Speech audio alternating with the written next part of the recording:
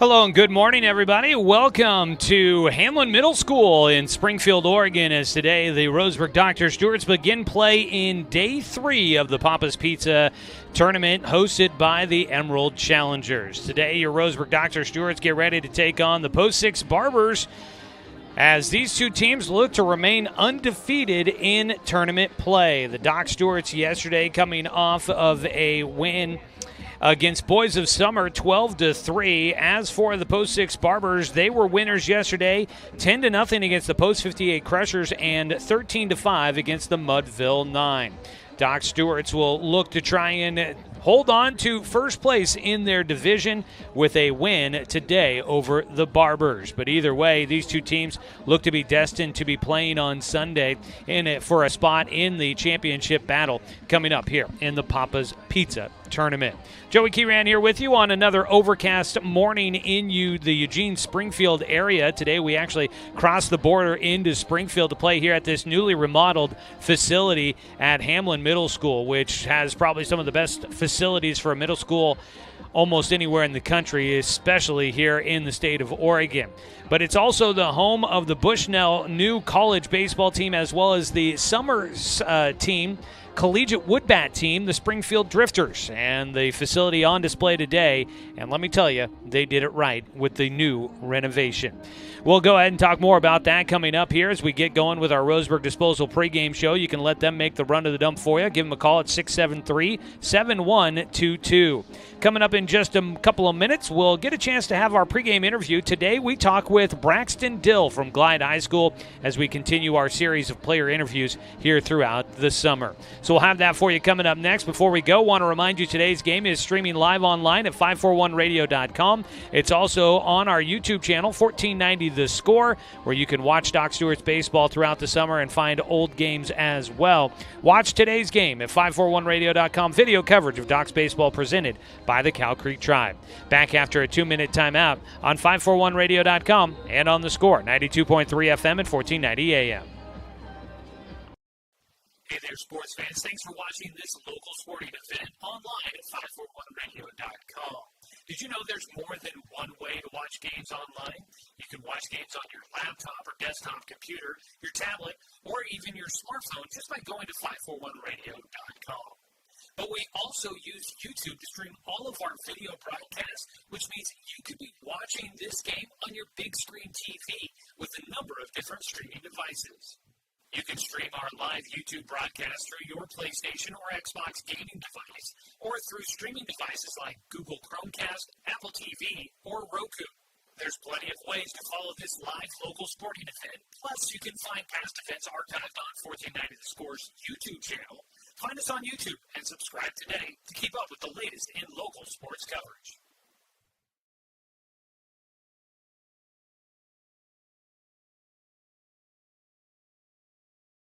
Hundreds of years before county boundaries were drawn, the Cow Creek Umpqua tribe lived on southern Oregon lands. The Cow Creek were known then for their sense of community. They still are. Today, the success of their world-class casino resort and other Cow Creek businesses benefit our communities.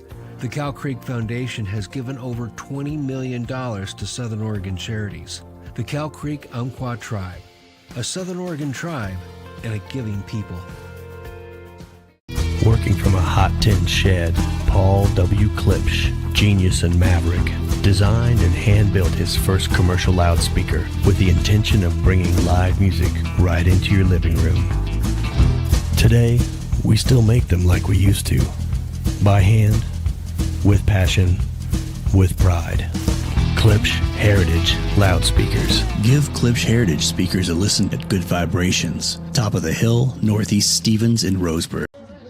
Pregame show. You can let them make the run to the dump for you. Give them a call at 673-7122. Doc Stewart's getting ready to take on the Post 6 Barbers in Day 3 of the Papa's Pizza tournament here in Eugene. Today we get a chance to play at Hamlin Middle School, which sounds like a downgrade, but it is anything but. We'll tell you more about the field coming up, but here we get a chance to talk a little bit more with some of our players on the team. It's another player interview, and today we talk with Braxton Dill, a Glide graduate here in 2022, making his first season with the Doc Stewarts. Stewarts after a second-team All-State season with the Glide Wildcats this spring. Braxton, it's nice to get a chance to see you play out there and get a chance to chat with you here. When you got the news about getting a chance to play with the Doc Stewarts this summer, how'd it feel? Oh, it was awesome. I mean, I've always wanted to be a part of the Doc Stewarts, and growing up, I've always watched them, looked up to them, so it's a real good opportunity. It's awesome. Did you play last summer? I didn't get a chance. The season was so quick to get started. I didn't get a chance to do a lot of research on all these guys. So what'd you play with last summer? I was for Pepsi, and I was catching. So, gotcha. Yep. All right. So you bring that up. You were a catcher. I had that down in my notes. A catcher out at Glide, and obviously caught last summer. So you've been making the transition to the outfield. How's that been? Awesome. It was weird at first, but I've gotten the hang of it. It's honestly playing ball. It's awesome. Yeah. Can't ask anything of it. So yeah. Just finding a way to get out on the field, I'm sure, is the big important part for you. Yeah. Yep. Well, has there been a learning curve? I'm sure, you've been playing baseball probably for a long time. I'm sure it's not the first time you've played in the outfield, but probably the first time in a while. Has there been a kind of a learning curve on trying to figure it out? It's been a learning curve. When I was little, I would always play outfield, so nothing like I don't know how to do. Mm-hmm. But definitely getting back to it was hard, but now that the games keep on going, it's been doing good. Yeah. Going good, yeah. A lot of this roster has had opportunities to play at Champion Car Wash Field, and out at Glide, you didn't make a lot of trips in to play there, but playing right field at Champion Car Wash Field can be a little bit of an adventure out there for some guys. But you've been getting out there. How's that been? It's been great. Like I said, just as long as you're out in the field, man, there's nothing you can do. It's awesome. It's a good. I mean, it's all I can ask for is to be out in the field. So yeah. Well, you wrapped up your senior year at Glide High School this year. Played baseball, obviously. I'm assuming multi-sport athlete. Did you play other stuff out there this year? Yeah, I'm a football player and a wrestler. Okay. Yep. How'd things go for you? Senior year of high school, looking back on it, how do you kind of recap the senior year at Glide High School for pretty much everything? Not just sports, but, just the senior year in high school. I came off of football with an injury, so wasn't too great. Wrestling was kind of not there due to the injury, but I kind of had to hold it off for baseball because the game for baseball for me is awesome. So I kind of went easy with the other two sports and ready for baseball. So it wasn't the best senior year for me, but glad that I could still play baseball. Yeah, for sure. You got the chance to be a part of everything, and I always got to ask the guys that play multiple sports out there, is there a favorite? And I'm sure when you give up your summers to baseball, it seems like the answer is usually baseball. Yeah, exactly. So now that you're done with high school, the question always is, what's coming up next for you? Done with graduation and looking towards the future. What's in store for Braxton Dill? I'm not sure where the college is going to be yet, but physical therapy, sports medicine is where I'm going to go off, and if I can play ball in college, I'm going to play ball in college. Nice. The opportunity there, yeah. You got kind of some schools that you've been considering looking at for that? I mean, obviously you got to probably look for a specific program. Yeah, SWAC, Lynn Benton, and UCC, of course. So, okay. Yeah. Nice. What about that area of study and that kind of future has been appealing to you to kind of start thinking about pursuing that? Kinesiology would be that. I mean, I've always been around sports and everything, so I think sports medicine or physical therapy would be my choice. Yeah. You got to have a pretty big brain on you to be able to get into medicine. I've known some friends that wanted to get into that. For some, it's worked out. For others, not so much. But so pretty good student then. Yeah, I'd say for the most part, I really try. Yeah. Yep. Well, hopefully that continues for you as you get into college. It'll be a new adventure for you there as we talk with Braxton Dill. Tell us a little bit more about you personally. What kind of hobbies you got? What kind of things you like to do when you're not playing sports, which I know is few and far between, especially for a guy that was a 3-sport athlete out at Glide. Anything, man. Anything if I can go out with my friends, I'm going to go out and hang out with my friends. I mean, anything that's there, I'm going to go out and do. I'm not picky when it comes to doing that stuff. Anything. Swimming, fishing. Yeah. I'm not picky. Well, it's the first summer playing with the Docs here, and I'm sure you've known a lot of these guys, gotten a chance to meet them, whether it's been, through practices with Pepsi during the summer, getting a chance to mingle and whatnot with some of these guys that were on Docs last year, but mixing in with the team, has the process been going pretty well? Oh, it's awesome. I've been playing with these guys since I was, little, until I could remember. I mean, so I've had all these kids on my team since years now, so it's awesome to finally be able to be a part of their team again now that I'm graduated high school. So yeah. Awesome. Well, hey, Braxton, I know that you guys have a game coming up here, so best of luck to you out there today. Thank you. But thanks for the opportunity to get a chance to know you a little bit more. Yes, sir. Thank you. Thank you. I appreciate it. All right, that's Braxton Dill joining us here today as we appreciate his time and appreciate getting a chance to know a little bit more about him. We'll get a chance to get your Cooper's Pest Control starting lineups here in just a moment as first pitch right around the corner. Doc Stewart's taking on the Post 6 Barbers today here at Hamlin Middle School in Springfield on 541radio.com and on the Score, 92.3 FM and 1490 AM. My name's Chris. 2016, I got lymphoma stage 3 cancer and went through radiation for 6 months. I was exhausted all the time, and that's when I found One Peak Medical. My family life got better because I was more attentive and more energy. Because of One Peak Medical, I'm back doing everything I love to do. Hormone balancing can help with fatigue, anxiety, pain, and much more. Call or book online today at onepeakmedical.com. Deciding where to purchase your next vehicle is just as important as the vehicle itself. At Roseburg Honda, our seasoned staff is dedicated to matching you with the right car. From sales to service, our goal is to make sure all of your needs are met, and you leave our dealership feeling good every time you visit. No need to waste your valuable time driving up and down the freeway when the ultimate car buying experience is right here at home. Roseburg Honda. We treat you like family. Get ready to satisfy your dessert cravings with Mountain Mike's new mini churros. These delicious bite-sized churros are the perfect dessert to pair with your favorite Mountain Mike's pizza, made with only the freshest and finest ingredients, dough made fresh daily with 100% whole milk mozzarella cheese, and toppings to the edge. For limited time only, get 16 mini churros for the whole family for only $4.99. Don't wait. Order yours today for dine-in, carry-out, or delivery. Looking for more local sports coverage? CBS Sports Radio 1490 The Score has you covered. Check out our homepage at 541radio.com for sports stories, scores, and podcasts. And follow us on social media. 1490 The Score is on Twitter, Facebook, and Instagram. And take the station with you wherever you go with the 541 Radio app. Download the app in your smartphone's app store and get access to a live stream of the station, sports stories, podcasts, and easy messaging with the station and others. Welcome you back here to Springfield on an overcast morning again. It seems like every morning so far during the tourney has started out with clouds, and then they burn off for a nice afternoon, and the Docs continue to play in some of the early games. So they get to start off with the moderate weather and then work their way to the sun in the afternoon. Getting ready for today's matchup here from Hamlin Middle School. For those watching online on our video stream presented by the Cow Creek Tribe, you can see it's our artificial turf field, much like what we're used to back at home there at Champion Car Wash Field here in Springfield. And we'll go through some more of the details on the newly remodeled field. But it's time now to get a look at our Cooper's Pest Control starting lineups. Cooper's Pest Control, when you're looking to build your best defense, give them a call for your to protect your home from those summer bugs. Cooper's Pest Control, your locally owned bug assassins. Call them at 673-0363. For the Roseburg Dr. Stewarts, they're short a couple of coaches today. Still out, Jeremiah Robbins, the head coach. Assistant coach Jake Whistler also out today. That leaves head coach, now assistant head coach Tim Sester, my apologies. Troy Thompson, you get a shout out there. It's so many coaches' heads, names that just roll out of my head sometimes. Tim Sester, your leader today for this Docs team. Joining him is Joshua Robbins, the one of the coaches for one of the development teams for the Legion Baseball there in Roseburg. So he will be helping out here today with Coach Sester in the dugout. All right, I think I've gotten my foibles out of the way there. Taking a look at your starting lineup for the Roseburg Dr. Stewarts. It is Cade Johnson leading things off at shortstop, followed by Sebastian Watson, the second baseman. Jace Johnson, the DH, will bat third, followed by Daniel Withers, the third baseman. Evan Corbin, the first baseman, bats fifth.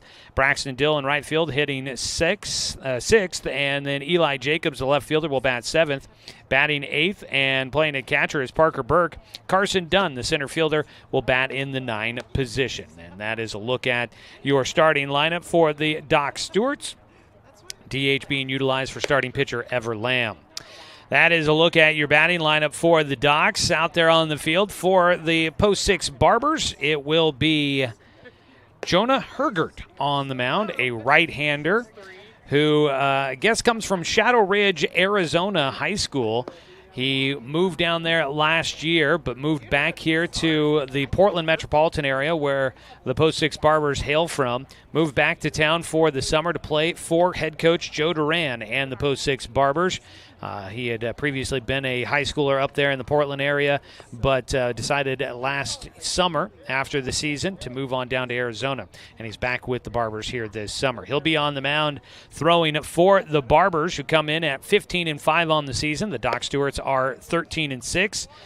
Doc Stewarts and the Barbers both coming in with win streaks. The Barbers picking up a couple of wins yesterday. They've got 1-2, looking to try and make it 3 straight. And for the Doc Stewarts, they've won their last 3. We'll take a look at the rest of the defense for the Barbers as we make our way through the top of the first inning. Getting ready to go. Leading things off for the Docs, Cade Johnson at the plate. The first pitch from the righty, Jonah Hergert. A fastball, swing and a miss. Strike 1, and we are underway here in the ball game. And we get underway just after 11 o'clock this morning. 0-1 pitch for Cade Johnson. Check swing, breaking ball, wanted to hold up. He could not, and he's got himself an 0-2 count. Johnson comes in batting .423 on the season. He's had pretty good string of it here as of late, as we've got a jewelry issue for the pitcher. Johnson in the game yesterday against the Boys of Summer, 2 hits in that game, both of them doubles. He also had 3 hits in the game against the Post 58 Crushers and 2 hits against Showtime Baseball. So a total of 7 hits in this tournament so far for Cade Johnson as he takes outside for ball 1, a 1-2 count from Jonah Hergert. Obviously, things at the plate going pretty well for Johnson. The 1-2 fouled away. He will stay alive. Behind the plate, the battery mate for the Barbers is Stanley Shoppy back there. Shoppy gives the signal to Hergert. It's high and away, a 2-2 count so far for Cade Johnson. Behind the plate, Shoppy from Jesuit High School. Back in 2021, coming back after a freshman year of college at George Fox University. Strike 3 taken on the breaking ball from Hergert. And there is one away to start things off in the first inning. Johnson goes down looking. It'll bring up Sebastian Watson, who has also been hitting well at the plate in the 2 spot for the Docs, although wearing some tape on his right hand today. Knew he dealt with a thumb issue during the spring season with Roseburg High School. It seems as if maybe that is rearing its ugly head again. Batting .333 this season is Sebastian Watson. A 1-0 delivery from Hergert. That ball fouled up and out of play for strike 1. So Shoppy is back behind the plate, the George Fox University product now. Out at first base, Austin Wolf. At second base, Gunnar Gustafson. At third base, Hayden Smith. And at shortstop will be Andy Miller as a breaking ball low to Watson, a 2-1 count. In the outfield from left to right, Joe Brockmiller, Jackson Bowie, and Tyler Christensen. That is your defense for the Barbers to start out this ball game. 2-1 delivery here for Hergert. Hits the outside corner for a strike. Evens things up. 2 balls, 2 strikes for Sebastian Watson.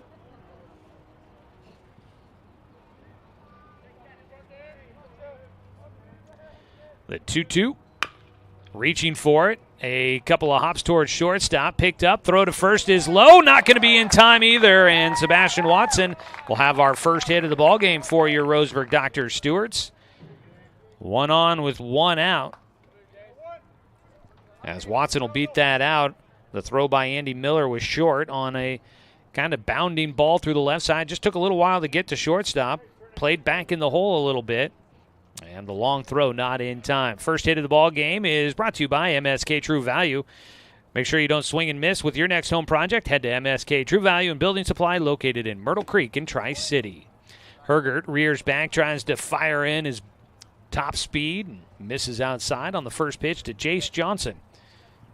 The DH today for the Docs. Johnson dealing with some arm soreness, and he's been the DH the last few days. It's been working out all right for him. Been trying to get his bat going, and seems like it is. A strike taken. The throw down to second base. Breaking ball for a strike to Jace Johnson, but on the base paths, Sebastian Watson able to take off and steal second. And he's into scoring position with one away and a 1-1 count for Jace Johnson. Jace batting 171 on the season, but he's been coming around lately with a few extra base hits here in the tournament. A 1-1 pitch from Hergert. Johnson grounds it towards third. It gets into left field by Hayden Smith. They're going to hold up Watson at third base, and Smith with the error at third gets Johnson on at first. Jace, second runner on for the Docs today. Up to third base goes Sebastian Watson, and the Doc Stewarts, with one out, have runners on the corners. And that's going to prompt a quick visit here for head coach Joe Duran, who's going to call in the entire infield to have a conversation with his Barbers. Coming up to bat will be Daniel Withers. Doc Stewart's wearing the black tops again here today. Dr. Stewart's across the chest in blue, outlined in orange. They've got the gray trousers, the black stirrup socks, and then the black cap with the blue R on the front. On the other side, it's the gray tops, button-ups with the Boston Red Sox style B on the left breast for the Barbers. Numbers on the front and the back in red, the gray trousers, which it seems as if most of the guys have their pant legs down around the ankles. Only one player, the second baseman, Gunnar Gustafson, wearing them at the knees, showing black socks. You've got the red caps with the black bills for the Barbers. So we've got 2 on and 1 out. The cleanup man, Daniel Withers, at the plate after the meeting on the mound. The first pitch for Hergert out of his stretch. Withers wanted time. He'll take strike one. Out there on the mound, Hergert, a long pause before that pitch. Withers wanted time, did not get granted the timeout by the umpire. Daniel Withers batting .392 for the Docs. Right now hitting with 13 RBI. He's got a chance to drive in one here on the 0-1 pitch. A pickoff throw over to first base, not in time. Daniel Withers, he's played in 15 of the 20 games now. Will actually make it 16 of the 20 games now for the Docs. He's got a slugging percentage of .529. OPS .948. He's been having a great year at the plate. The 0-1 pitch to him. Fights off a breaking ball high and inside for strike two. 7 doubles, leads the team. 13 RBI, leads the team. It has been all that Daniel Withers could ask for in his first summer with the Docs. 1-1, or runners at first and third, an 0-2 count with 1 out. Hergert misses outside. A 1-2 count now.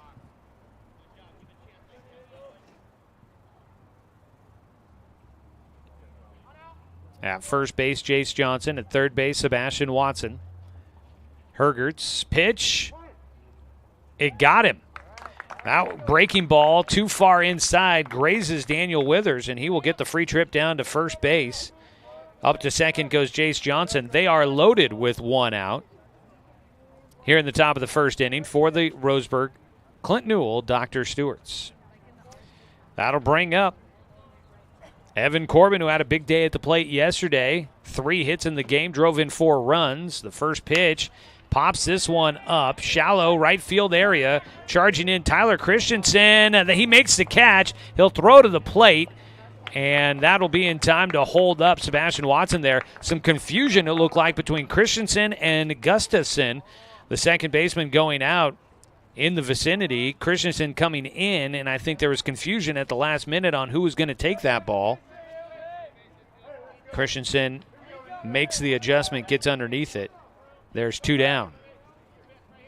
Brings up Braxton Dill, our pregame show interview from Glide High School. Braxton will take a fastball on the outside corner for strike 1. Dill comes in, hitting .387 on the summer. He's got 6 RBI, looking to add to that total. The 0-1 pitch outside, 1-1 count. Docks with runners on every bag on the infield. 2 down now. Trying to see if they can get the early advantage against the Barbers. The 1-1 pitch, breaking ball, stays high and inside for Hergert.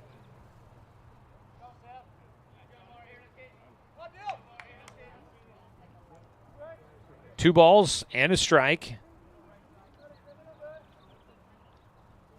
Bouncing in, knocking it down behind the plate. Shoppy able to control that baseball. And keeps the runners where they're at. Sebastian Watson at third right now. Jace Johnson out at second. And Daniel Withers at first. Nice crowd filing in for today's morning contest between the Docks and the Barbers. 3-1 pitch. Ground ball left side gets in for Dill. He'll drive in 1, and that will be it. They hold up Jace Johnson at third. Sebastian Watson comes in to score on the RBI single to left field for Braxton Dill. Dill comes up with his 7th RBI of the season, and he gives the Dock Stewarts a 1-0 lead. Jace Johnson goes to third. Daniel Withers is at second. Bases remain loaded as the Dock Stewarts take a 1-0 lead. It'll be Eli Jacobs that'll stand in. Got yesterday off. The first pitch to him takes high and inside for ball 1. Jacobs starting in left field today. A 1-0 pitch to him. Bounces outside. 2 balls and a strike, or no strikes, I should say. 324 this summer for Eli at the plate. 8 RBI for him.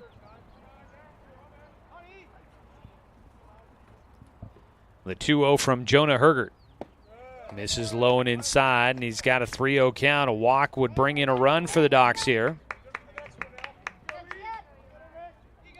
Bases loaded, 2 down. Docks with already a 2-out single for a run. The 3-0 pitch misses. No. Catches the outside corner by a hair. 3-1 count for Eli Jacobs. Hergert's delivery. That one is ball 4, and then a run's coming in for the Docks. So 2 runs in on a bases-loaded walk and a single by Braxton Dill. The Dock Stewarts putting a crooked number on the board here early against the Barbers. First walk for Hergert. Scoring was Jace Johnson. Daniel Withers to third. Braxton Dill to second. At the plate, Parker Burke will get a chance to bat. He takes the first pitch for strike 1. Parker Burke getting the start at catcher today as he continues to split time with Knox Hubbard. High and away at a 1-1 count. Burke, 200 batting average on the season right now. Saw him wearing the catcher's gear in the dugout before the game started. I thought, okay, that's smart planning. The catcher batting in the 8th spot, figuring he probably may not get a chance to bat to end the first inning. Be ready to head out there to start catching in the bottom of the first, and wouldn't you know it, he had to take it all off. High on the 2-1 pitch from Hergert, and the count goes to 3-1. The Dock Stewarts have worked Jonah Hergert enough here in this first inning. He is starting to labor through it just a bit, missing the strike zone. Another walk here brings in a run, the 3-1. High for ball 4. 3-0. Dock Stewarts in the lead. 2 runs walked in by Jonah Hergert in the first. Braxton Dill moves to third. Eli Jacobs to second. Parker Burke on at first with the RBI walk. He'll get a courtesy runner. I believe that'll be Justin Jenks out there, the preferred guy. He seems to be the one they call on the most. And the bases remain loaded as Daniel Withers scored. 3-0 Docks in front. Out to the mound goes Stanley Shoppy to have a conversation. You've got some action heading to the bullpen here at Hamlin Middle School.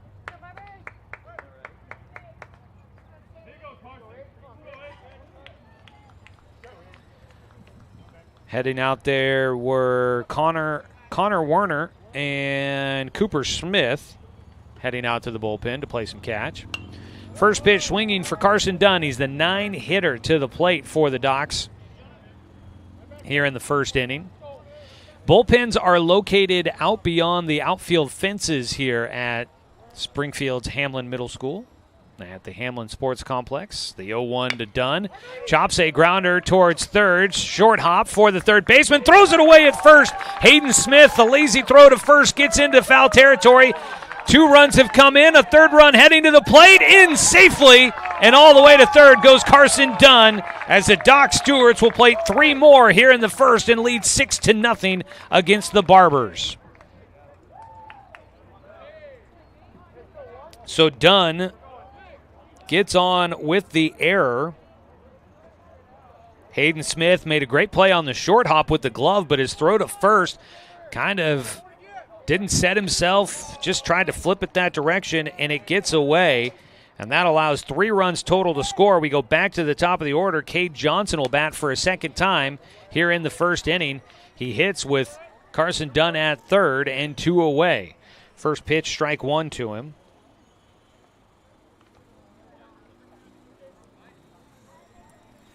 The 0-1 pitch is high and away, a 1-1 count. And so they've got, I believe that is Werner that is the guy throwing from the mound out in the bullpen. So they've got him getting up and in a hurry. He's getting loose. In the dirt from Hergert, a 2-1 count.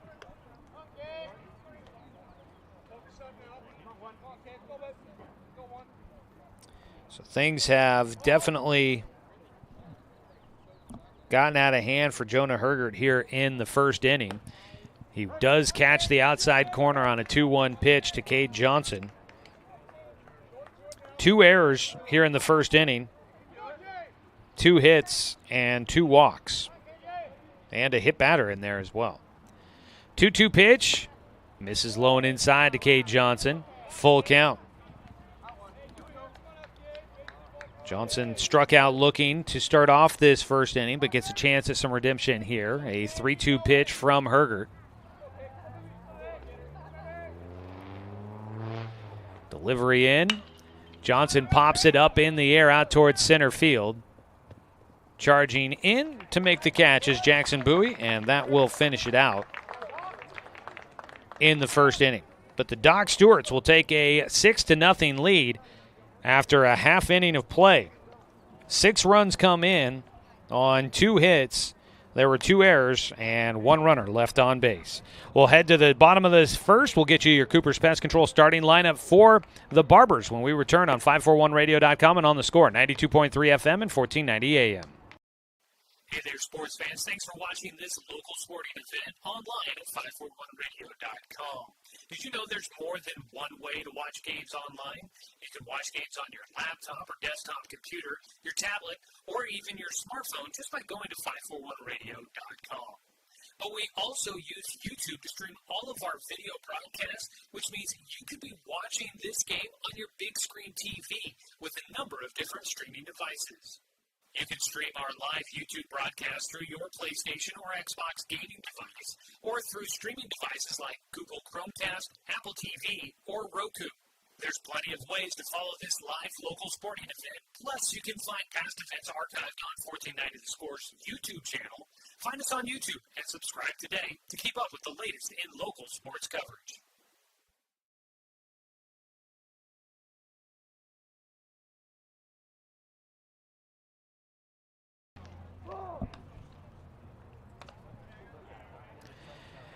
Bottom of the first inning, 6-0 lead for the Docs. We take a look at your Cooper's Pest Control starting lineups for the Post 6 Barbers, led by head coach Joe Duran. His lineup will have shortstop Andy Miller leading things off, followed by center fielder Jackson Bowie. Stanley Shoppy, the catcher, will bat third, followed by Hayden Smith, who is the third baseman batting cleanup. Tyler Christensen in right field will bat fifth. Joe Brockmiller, the left fielder, hitting sixth. Batting seventh and DHing is Cooper Smith, followed by Austin Wolf, the first baseman, hitting eighth, and Gunnar Gustafson, the second baseman, will bat ninth for the Barbers. On the mound, it's Ever Lamb from South Umpqua High School for the Roseburg Dr. Stewart. It's a ground ball, first base side, play to the bag in time. Evan Corbin sliding to his right to get to that ball from the ground, throws to Ever Lamb covering the bag, and the Doc Stewarts will retire Andy Miller on a 3-1 putout to start out the ball game here today. One away in the bottom of the first. Doc Stewart's leading 6-0 over the Barbers. With one out, it'll be the lefty, Jackson Bowie, at the plate. Takes low for ball one. Ever Lamb out of his windup. The 1-0 pitch in for a strike. Ever Lamb comes in today, making his fourth start. He's 2-1 on the season. A 16-inning of work so far for him. As he gets a fly ball towards left field. Eli Jacobs going back. That ball well hit. Gets over his head. Off the wall. Jacobs misplays it out there. The runner's going to try for three. The throw. Did he come off the bag? No. In with a one-out triple. Will be Jackson Bowie. He hit that one hop to the wall. And Bowie will get on third base as the Barbers try to fight their way back. So one on, a man in scoring position for Stanley Shoppy, the three-hitter. The catcher will dig in. First pitch from Lamb outside, ball one. Ever, again, 16 innings worked, making his fourth start. He's got a 1.75 ERA, 16 strikeouts, 4 walks this year. The 1-0 pitch to Shoppy. Misses for ball two. That ball looked right over the plate. I'm not sure where that one misses. Did pop out of the glove for Parker Burke behind the plate. The 2-0 count. That pitch is low. Count goes to 3-0 for Ever Lamb. So the early start time, pitchers trying to find their groove here early on. 3-0 count. Hitting the outside corner at the knees. A strike for Ever Lamb. Behind the plate, Parker Burke catching for the Docs today. 3-1 delivery. Can't frame that one as Shoppy will get on with the walk. First walk issued for Ever Lamb. Runners on the corners with one away. Lamb looking for that double play ball to turn it up the middle. Try and get the Docs out of things here in the first. Batting will be Hayden Smith. A rough first inning for him defensively. We'll try to make up for it at the plate here. Hayden Smith, the third baseman. Digs in. He's the cleanup batter. First pitch, swung on and missed.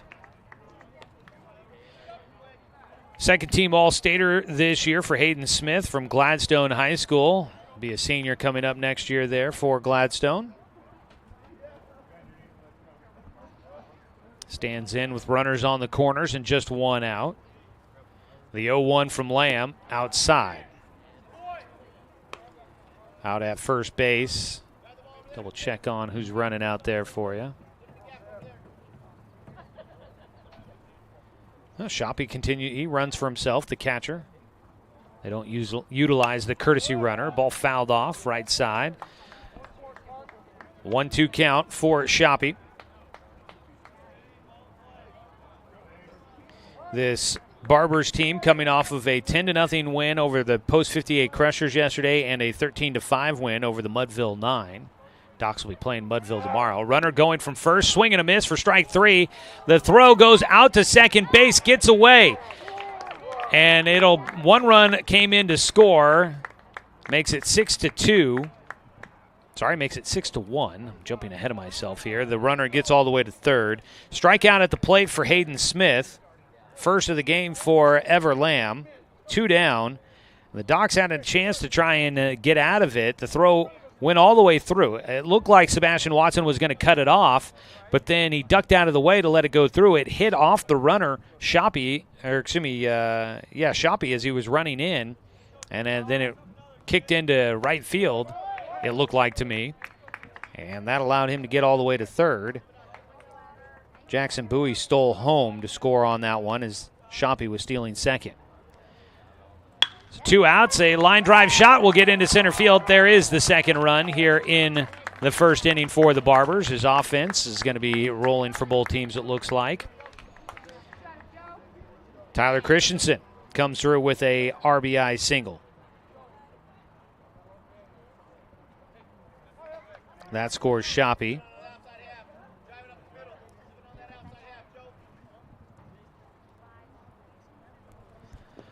First pitch, breaking ball. Time called by the umpire. Something got in his eye there. Joe Brockmiller at the plate, the left fielder, batting in the 6th spot. 2 runs in so far, 1 runner on at first for the Barbers. And now it's going to be Joe Duran that's going to call time, and he's going to get a chance to talk with Joe Brockmiller. So Bowie got on with the triple to left field. Shoppy got on with the walk. They had first and third. Strikeout pitch to Hayden Smith. Parker Burke threw it to second base as Stanley Shoppy was stealing. He steals second. Watson let the throw go through, but Cade Johnson wasn't there at the bag to catch it, and the ball hit off of the runner and into right field. As the ball got away, Stanley Shoppy able to get up and go from second base to third. That got him in 90 feet closer to home. And scoring on with a stolen base was Jackson Bowie on the double steal. Foul on the pitch to Brockmiller, a 1-1 count with 2 away. Breaking ball for strike 2 to Everlam, or from Everlam to Joe Brockmiller. 1 ball, 2 strikes with 2 out.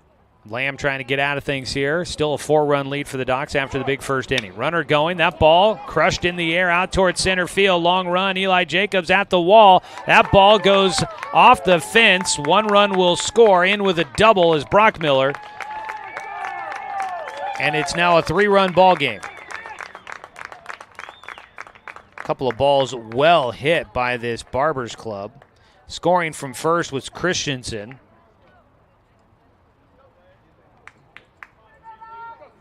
6-3 your score. 3 runs in the first inning for the Barbers. Both these pitchers having a hard time getting out of the inning. 3 hits, 2 of them for extra bases off the wall for the Barbers so far. Lamb's first pitch to the 7-hitter, Cooper Smith, is in for a strike. Smith batting for the pitcher, Jonah Hergert. He's the DH today. A lot of big bodies on this Barbers team, always seems to be. They always seem to be a team that can hit pretty well. As the 0-1 pitch outside. Big lead out at second base for Brockmiller. He races back to the bag as Burke got behind the plate, wanted to throw to second base. 1-1 pitch. Swung on and missed for strike 2. Behind the plate is Burke. Out at first base, Evan Corbin. Sebastian Watson at second. Daniel Withers at third. And Cade Johnson at short. In the outfield from left to right, Eli Jacobs, Carson Dunn, and Braxton Dill, your starters defensively for the Docs here in the first inning. 1 ball, 2 strikes. Bottom of the first, 2 outs. Ground ball off the plate, picked up by Burke. He'll throw over to Evan Corbin. And the Docs will get out of things in the first inning. But the Barbers, they make it a game. They get back into this one with 3 runs in the bottom of the first inning. 3 runs come in on 3 hits, 1 Docs error, and 1 runner left on base for the Barbers. We will go to the top of the second. 6-3 our ball game, an early high-scoring affair on 541radio.com and on the Score, 92.3 FM and 1490 AM. For over 100 years, Douglas County Farmers Co-op has been serving the needs of farmers, ranchers, and homeowners throughout Southern Oregon. Here, everyone is welcome. When you shop with us, you can expect good people, good products, and good advice. No membership needed. Just bring yourself, and we'll provide the expertise and products you need to tackle your next project. Douglas County Farmers Co-op, where everyone is welcome to shop.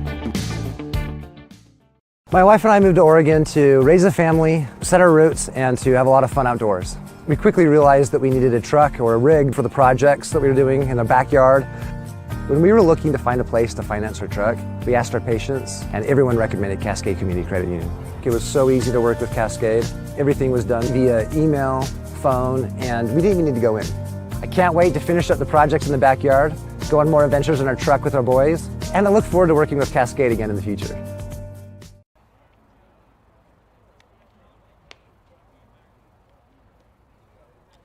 Well, a high-scoring affair to get this one underway. We're 30 minutes into the contest and just one inning in. A 2-hour time limit is in effect for these tournament games, so no new innings after 2 hours. We go to the top of the second inning. Doc Stewart's leading at 6-3 against the post 6 Barbers, and already we get a call to the pen brought to you by Chris Hubbard State Farm Insurance. The Barbers will switch things up from Jonah Hergert, who struggled in the first inning to find the strike zone. And it looks like they will bring in Connor Werner, the new pitcher from Aloha High School. Graduated in 2021, spent last year as a redshirt freshman at George Fox. So Werner will face Watson, Johnson, Jace, and Daniel Withers. The 3 guys that will be due up for the Docs as Hergert lasts 1 inning in this one. Looks like maybe some defensive changes coming along with this.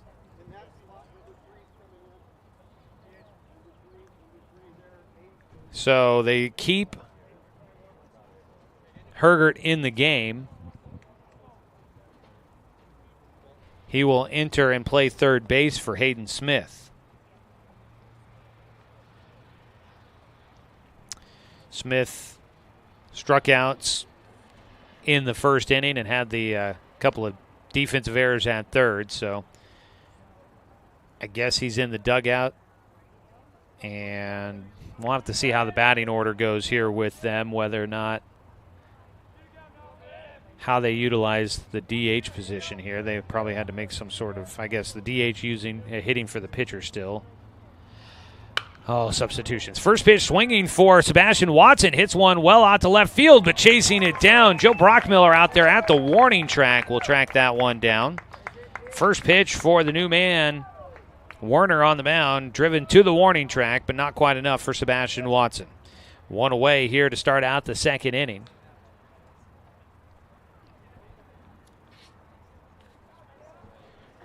So Connor Werner on the mound for Jonah Hergert, who moves to third.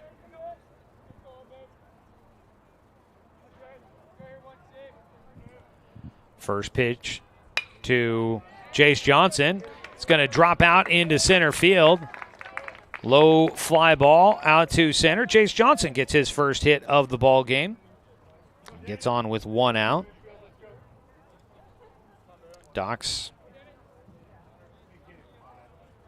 for a second consecutive inning will get the second batter on base with a single. Batting now, Daniel Withers, a breaking ball, swings and misses for strike 1. Withers hit by a pitch against Jonah Hergert in his first at-bat. Hergert goes 1 inning, gave up 6 runs on 2 hits. He walked 2, struck out 1. Strike taken by Withers. Anthony's on the outer half, an 0-2 count for him.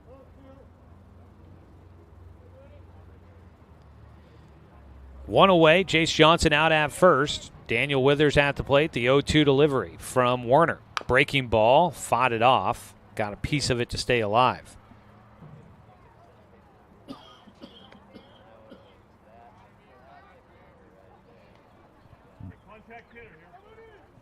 So it's an 0-2 count for Daniel Withers, able to fight off the breaking ball. Gets a chance to see another pitch coming up. Werner steps off and will reset. Comes set on the mound, checks first over that front shoulder, delivers out of his stretch. A breaking ball. And the umpire says that Withers goes around on his check swing. And that's a tough call for Daniel Withers there. Strikeout for Werner, his first. And there's 2 away. So 2 down with Jace Johnson on at first. Doc's leading 6-3 as we start this second inning. First pitch outside and low for ball 1 to Evan Corbin. Corbin popped one out to right field his first time up in the first inning. Doc sent 10 hitters to the plate in the first. Popped one up to shallow right field that wound up getting caught as he swings after a breaking ball for strike 1. That was a ball that almost dropped in because of confusion between the second baseman and right fielder for the Barbers, but right fielder Tyler Christensen came up with it. The 1-1. This time going right side. This one will get in. A one-hopper right to Christensen.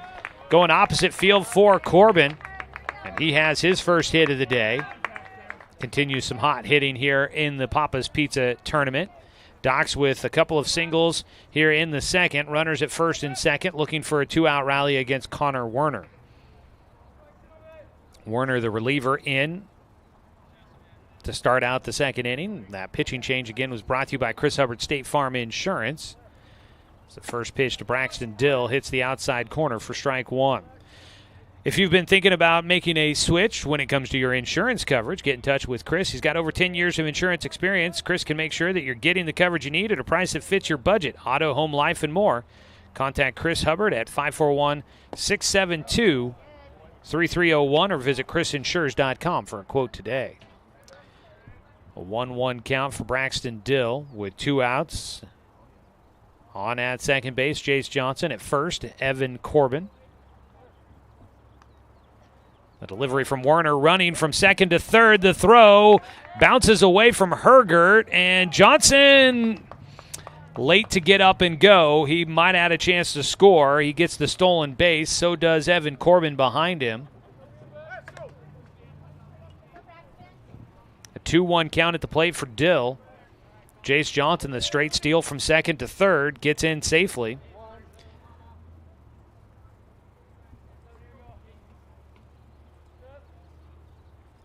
Outside. And Braxton Dill has himself a 3-1 count with runners at second and third.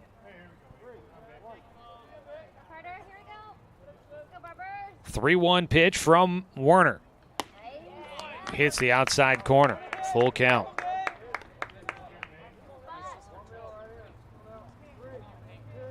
Three-two pitch coming up here for Werner, trying to get through the second inning. Docs with runners in scoring position. 3-2 delivery to Braxton Dill. Breaking ball outside on the mound. The pitcher, plant foot, slipped out from underneath him on the artificial turf. He ended up on the ground flailing as he went down. Smile on his face, though, so might have been flailing more because a little bit of embarrassment going down the way he did. But he missed with his pitch outside. That's ball four. Doc Stewart's will load him up with two outs. Eli Jacobs a chance to try and come up with a big hit. First pitch, Jacobs fouls it back into the netting behind home for strike one.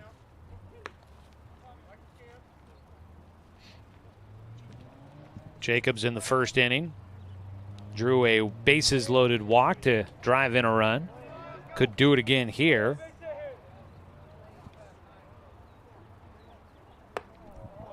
Takes, though, strike two, and if he does, it's going to be quite the battle to get back into this one. He's down 0-2 with the bases loaded. Jace Johnson at third base, Evan Corbin at second, Braxton Dill at first. The 0-2 pitch. Strike three. Watch it go by on the outside corner. Eli Jacobs out on strikes. So that'll be two strikeouts in the top of the second inning for Connor Werner, who comes out of the bullpen, and he keeps the Doc Stewarts off the board. No runs on two hits, no errors, and three runners left on base. Still 6-3. Doc Stewart's in front on 541radio.com and on the Score, 92.3 FM and 1490 AM. Deciding where to purchase your next vehicle is just as important as the vehicle itself. At Roseburg Honda, our seasoned staff is dedicated to matching you with the right car. From sales to service, our goal is to make sure all of your needs are met, and you leave our dealership feeling good every time you visit. No need to waste your valuable time driving up and down the freeway when the ultimate car buying experience is right here at home. Roseburg Honda. We treat you like family. Hundreds of years before county boundaries were drawn, the Cow Creek Umpqua tribe lived on Southern Oregon lands. The Cow Creek were known then for their sense of community. They still are. Today, the success of their world-class casino resort and other Cow Creek businesses benefit our communities. The Cow Creek Foundation has given over $20 million to Southern Oregon charities. The Cow Creek Umpqua tribe, a Southern Oregon tribe and a giving people. Everlam will start out the bottom of the second inning with a strike called against Austin Wolf, the 8-hitter, stepping in to start things off for the Post 6 Barbers. Gets another strike on the outside corner as we bring you Doc Stewart's baseball today from Springfield at the Hamlin Sports Complex here on 541radio.com, presented by the Cow Creek Tribe. The video stream. That's the appeal on did he go? No. A check swing will keep Wolf at the plate. 1-2 count for Everlam against Wolf. Today's game also sponsored by Tim's Appliance and Mattress at the corner of Lane and South Stevens in Roseburg. 0% financing is available. Strike 3 called on a pitch at the knees for Wolf. He goes down looking. That is the second strikeout of the game for Everlam. All strikeouts by Doc's pitchers are brought to you by One Peak Medical. They're accepting new patients and covered by most insurances. Visit onepeakmedical.com. First pitch, outside corner. The outside corner's live. Hitters are going to have to figure that one out. That outside corner being called for a strike. At the plate, Gunnar Gustafson, the second baseman, an 0-1 count. At the knees, just low for a 1-1 count to Gustafson. Everlam out there working quickly here in this second inning. Docs lead 6-3. The 1-1. That ball off the end of the bat. That'll be a foul ball for Gustafson. Hit off the knob of the bat at the end, ricocheted off of the catcher, top of the catcher's mask into the umpire's mask. So it'll be a 1-2 count. Everybody seems to be good, though.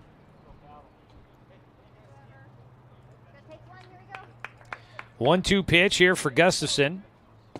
Lamb misses low. 2-2 count.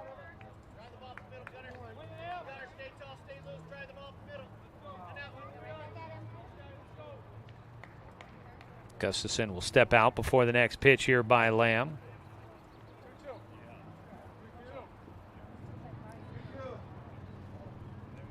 Two-two count. With one out, nobody on to Gunnar Gustafson, the 9-hitter. Strike 3 called on the outside corner. He'll go down looking. That is back-to-back strikeouts for Everlam. And it seems after a bit of a shaky first inning where the bats got to him a little bit, and he did issue a walk, he is coming in. He knows the strike zone, and he is ready to fire some BBs here. Misses low and outside. Can't entice the hitter to go after that one. A 1-0 pitch to the leadoff man for the Barbers. Missing again. 2-0 count to Andy Miller, who grounded out the first baseman Evan Corbin the first time up. A nice little web gem for Corbin at first. That ball is popped up, will get out of the stadium up and over the netting for strike 1.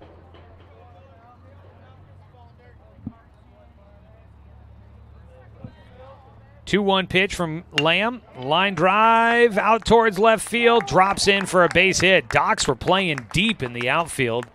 So a long run to go for Eli Jacobs out in left field. Charging in. Could not get there in time. A base hit for Miller.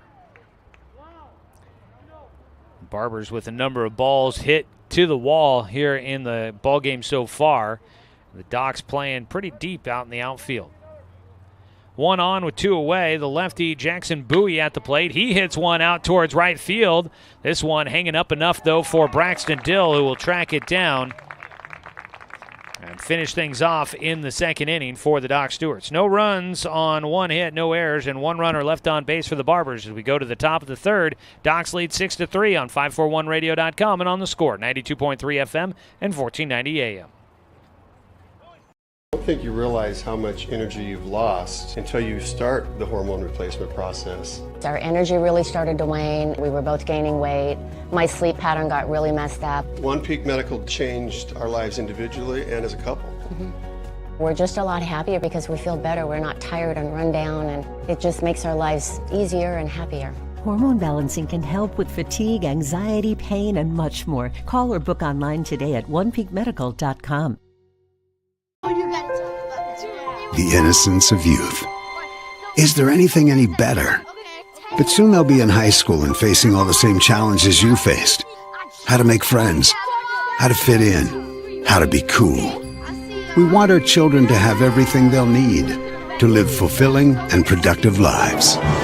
Make sure the kids in your family are among the more than 120,000 participants here in Oregon who take part in high school sports or activities.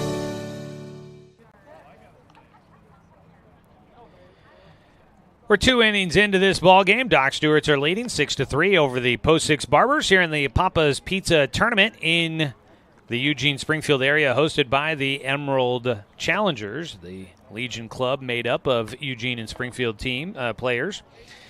Doc Stewarts are 3-0 in the tourney. The Barbers are 2-0. We get ready for the top of the third and let you know today's game is brought to you by B&D Meats down in Winston. If you are looking for something to throw on the grill this weekend as you celebrate the 4th, look no further than B&D Meats.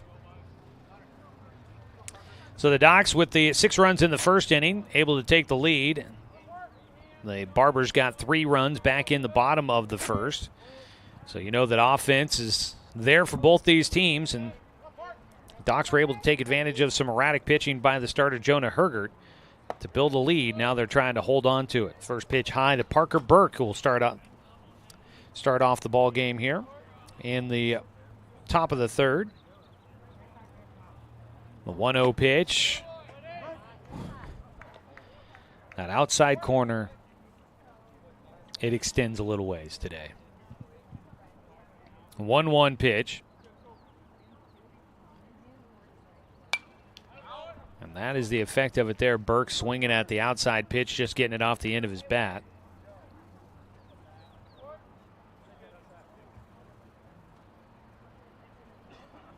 On the mound, Connor Werner came in out of the bullpen in the second inning for Jonah Hergert, the starter.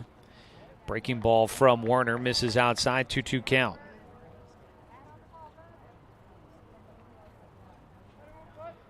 Still an overcast day here in Springfield. A 2-2 pitch. Grounder up the middle off the mound. Takes a high hop to Andy Miller, the shortstop. He'll follow through with the throw over to first base, where Hayden Smith is actually playing at first base now.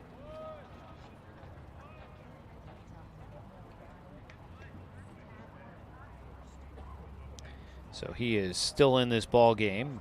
Wasn't sure after he started at third base if he'd stay in. 1 away on the ground out for Parker Burke. First pitch outside to Carson Dunn. Dunn reached on a throwing error in the first inning. That brought in 3 runs for the Docs on that throwing error. Pitch high by Werner, 2-0 count.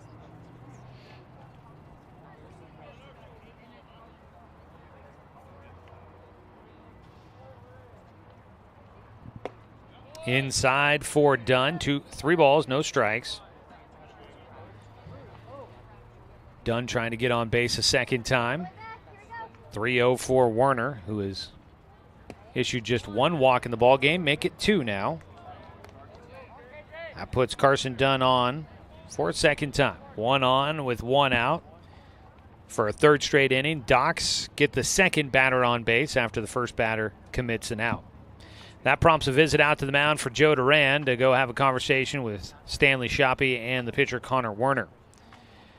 Well, here at the home of the Springfield Drifters, the new Hamlin Sports Complex, artificial turf field everywhere. Much like at home at Champion Car Wash Field, you've got the logo of, I believe, the Springfield Millers on one side, the Springfield Drifters, the new collegiate wood bat team in the West Coast League, their logo on the first base side.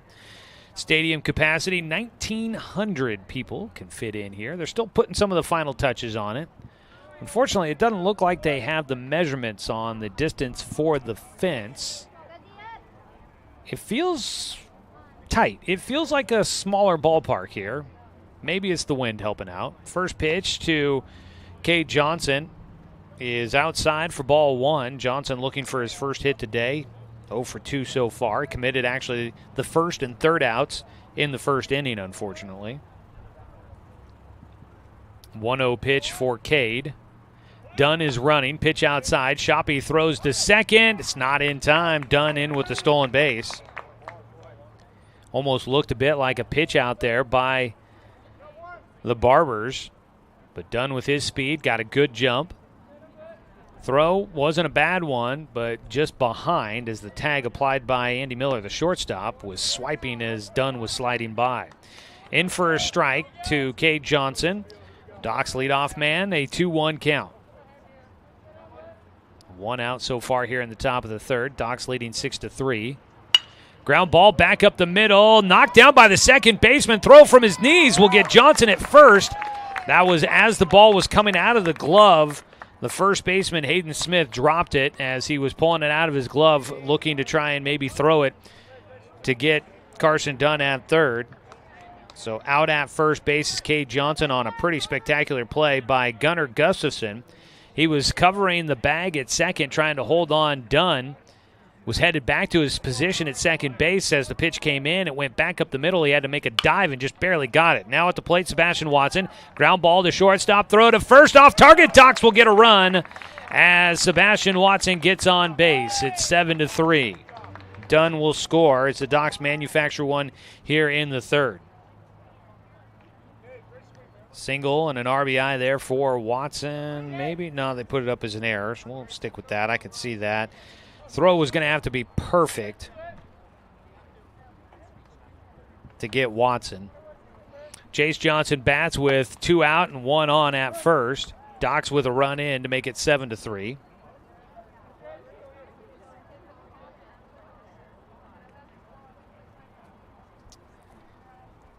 Carson Dunn scoring for the first time today after reaching on the walk. Pickoff throw to first. Watson back in safely. An 0-1 count for Jace at the plate. So Werner has come in. He's given up his first run of the ball game. An unearned run against him. The 0-1 pitch to Jace. Breaking ball, strike 2. 0-2 count. And now Jace Johnson calls time, or Coach Sestair did. I'm not sure which one did, but down to third base goes Jace Johnson to have a conversation with Coach Sestair.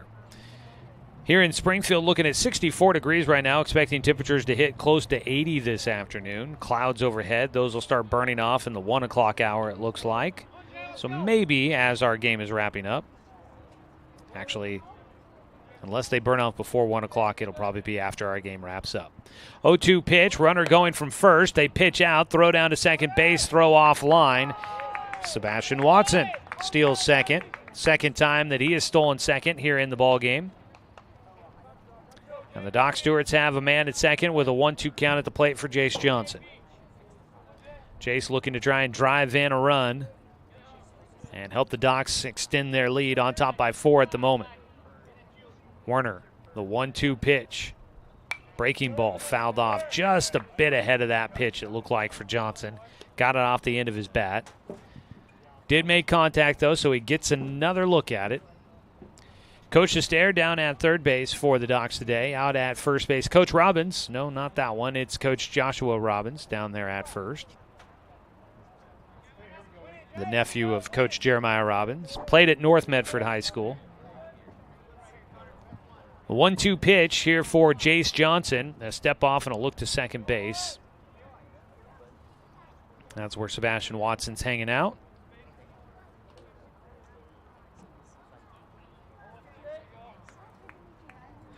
The 1-2 pitch, high and away. 2-2 count for Jace Johnson.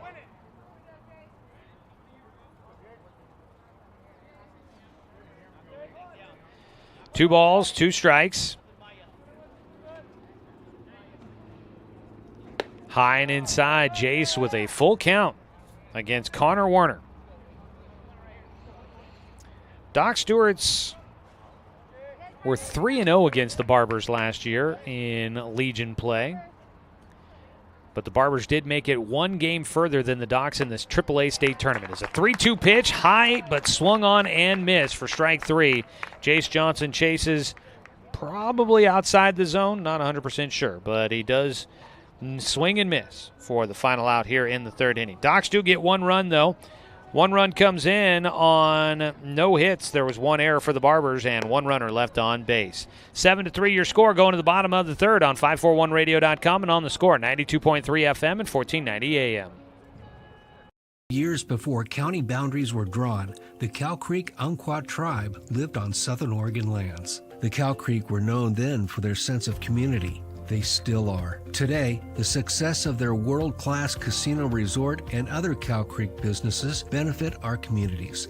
The Cow Creek Foundation has given over $20 million to Southern Oregon charities. The Cow Creek Umpqua tribe, a Southern Oregon tribe and a giving people. Working from a hot tin shed, Paul W. Klipsch, genius and maverick, designed and hand-built his first commercial loudspeaker with the intention of bringing live music right into your living room. Today, we still make them like we used to, by hand, with passion, with pride. Klipsch Heritage Loudspeakers. Give Klipsch Heritage speakers a listen at Good Vibrations, top of the hill, Northeast Stevens in Roseburg. Bottom of the third inning, Docs baseball here on The Score. It's presented by our friends at Roseburg Honda. Buying a car can be a hassle, but at Roseburg Honda, it's different. Customer satisfaction is their highest priority. Visit Roseburg Honda, where they treat you like family because they are family. Everlam on the mound, bounces in the first pitch here in the third as a ground ball now hit towards Sebastian Watson, the second baseman. Will retire Stanley Shoppy, the catcher, to begin things in the third for the Post 6 Barbers out of the Portland metropolitan area. Kind of the Portland west side with the suburbs out there. Hayden Smith, now the first baseman, will bat.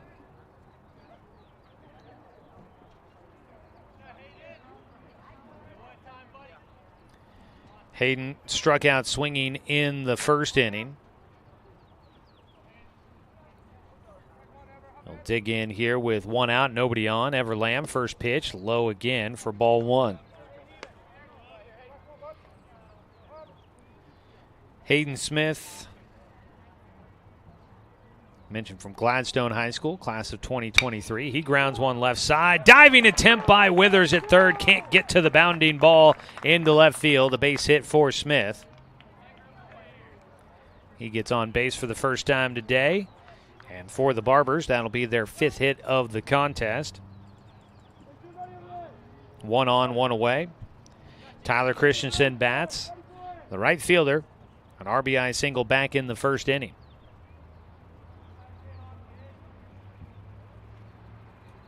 Lamb delivers in, swing and a miss by Christensen. Tyler Christensen from Mountainside High School, graduating this year. Batting fifth for the Barbers as a pickoff throw to first base. Got the grandstands here at this new Hamlin Sports Complex. You know, everybody's got the seat backs, bucket seats. There are some bench seating down the lines behind the dugouts as a pitch high and inside. But you're elevated up, the field sunken down below you. Here at this new complex, the in-ground dugouts down the first and third base sides. Real nice and spacious. The 1-1 pitch, foul tipped into the glove. Throw down to first base, does get away, but up not in time. Hayden Smith stays at the bag, at the plate. And that was a foul tip that was into the glove, so that should have probably been a dead ball, I would have thought. But everybody was scrambling around like it was a live ball as it got away at first. Back to play, the 1-2 pitch with one away. That ball right side, fouled away. Off the facilities down that direction. I believe the hitting facilities down there. Stays a 1-2 count. Used to be an all dirt and grass field here. It was a great facility. It wasn't a bad field, but they definitely made some upgrades. So 1-2 pitch from Lamb, breaking ball, runners going, the throw down to second, should be on time, and yep, out at second base is Hayden Smith. Caught stealing, did not get a great jump, and the motor down to second didn't get him there in time. So two down, at the plate, a 2-2 count with nobody on. Tyler Christensen.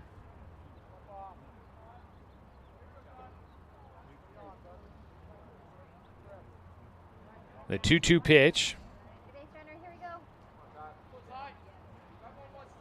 Out of the windup for Lamb. Ground ball towards second. Sebastian Watson plays it cleanly and retires Christensen to finish things off in the third inning. Doc Stewart's get some good defense as they cut down a runner on the bases and get a couple of ground outs to second. No runs on one hit, no errors, and nobody left on base for the Barbers. Doc's lead 7-3 heading to the top of the fourth on 541radio.com and on the Score, 92.3 FM and 1490 AM. Get ready to satisfy your dessert cravings with Mountain Mike's new mini churros. These delicious bite-sized churros are the perfect dessert to pair with your favorite Mountain Mike's pizza. Made with only the freshest and finest ingredients. Dough made fresh daily with 100% whole milk mozzarella cheese and toppings to the edge. For limited time only, get 16 mini churros for the whole family for only $4.99. Don't wait. Order yours today for dine-in, carry-out, or delivery. Hundreds of years before county boundaries were drawn, the Cow Creek Umpqua tribe lived on Southern Oregon lands. The Cow Creek were known then for their sense of community. They still are. Today, the success of their world-class casino resort and other Cow Creek businesses benefit our communities. The Cow Creek Foundation has given over $20 million to Southern Oregon charities. The Cow Creek Umpqua tribe, a Southern Oregon tribe and a giving people.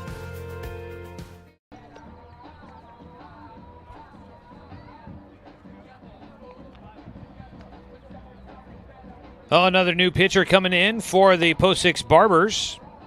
It'll be a lefty on the mound to take over is Griffin Scott from Ida B. Wells. Will get a chance. He takes over for Connor Werner. Werner goes 2 innings in this game for the Barbers and will exit. Won't factor into the decision. Right now it's Jonah Hergert that'll take the loss if the score stays in the Doc's favor. Also, new man behind the plate, it looks like. Back behind the dish is Sean Murphy now.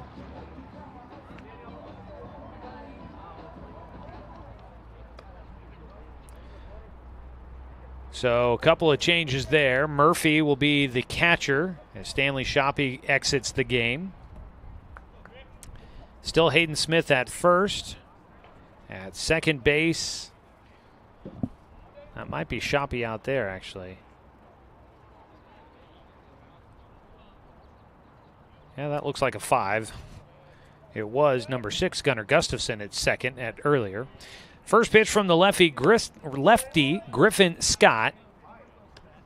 And they're going to have him take off his wristband as well. First pitch missed, ball 1 to Daniel Withers at the plate for a third time in the game. He's 0 for 1, been hit by a pitch and struck out. 1-0 count as Scott gets rid of the bracelet. So it looks like actually Stanley Shoppy has gone to second base from catcher. So 1-0 pitch here for Scott. Fought off, goes right side. Hayden Smith will field it at first and takes it to the bag himself to retire Daniel Withers. 1 down. Evan Corbin will bat. Still Andy Miller at short and Jonah Hergert at third. He came in defensively after starting pitching. In left field, Joe Brockmiller. Jackson Bowie in center field. That's a first pitch strike to Evan Corbin.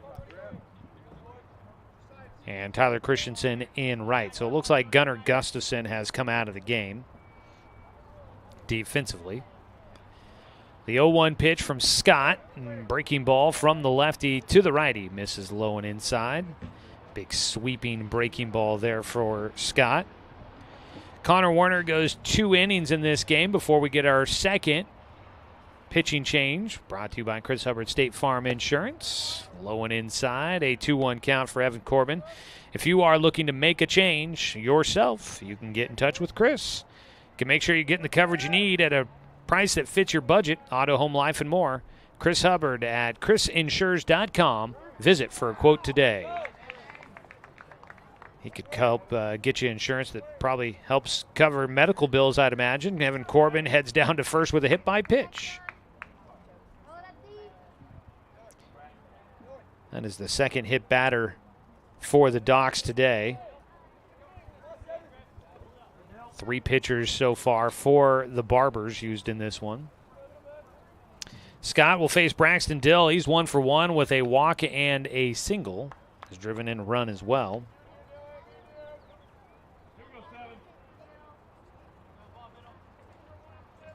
One out, one on. Docs every inning. The leadoff man gets out, but then the second guy gets on. Squaring to bunt, Dill pops it into the net behind home for strike 1. That's kind of an interesting trend. We're into our 4th inning of the ball game, and the Docs every inning. First man gets out, but the second guy gets on.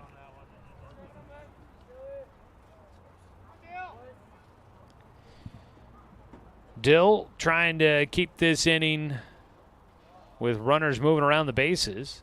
Swings through the 0-1 pitch for strike 2.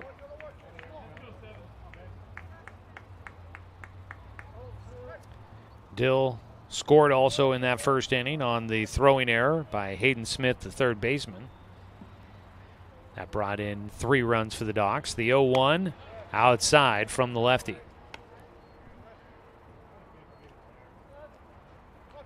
One ball, 2 strikes. Top of the 4th inning here in Springfield. A pickoff throw to first. Corbin diving back to the bag. The new facility, they've got kind of pavilion areas down both sides where you've kind of got bench bar seating and area to mill about. They've got some food trucks down there as well. There's a pitch high, 2-2 count. Walking in, you could hear them working on the barbecue food truck down there already. And it has been suggested to check it out, so I'm probably stopping there on our way out of the ballpark today. 2-2 pitch from Scott. Dill grounds it towards third, backing up. Hergert's going to go to second for the out there, and no, the throw pulls Stanley Shoppy off the bag at second. Evan Corbin is safe at second. Braxton Dill on at first with a fielder's choice. 1 away with runners at first and second. Another error in this game for the Barbers. They are up to 4 total now. First and second with 1 away. Eli Jacobs will bat. He took 3 straight pitches to strike out in the second inning against the second pitcher used by the Barbers. Connor Werner takes the first pitch for a strike there.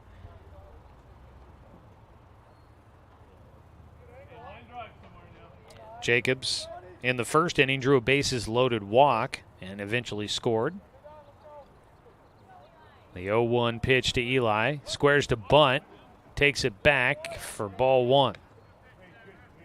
1-1 count.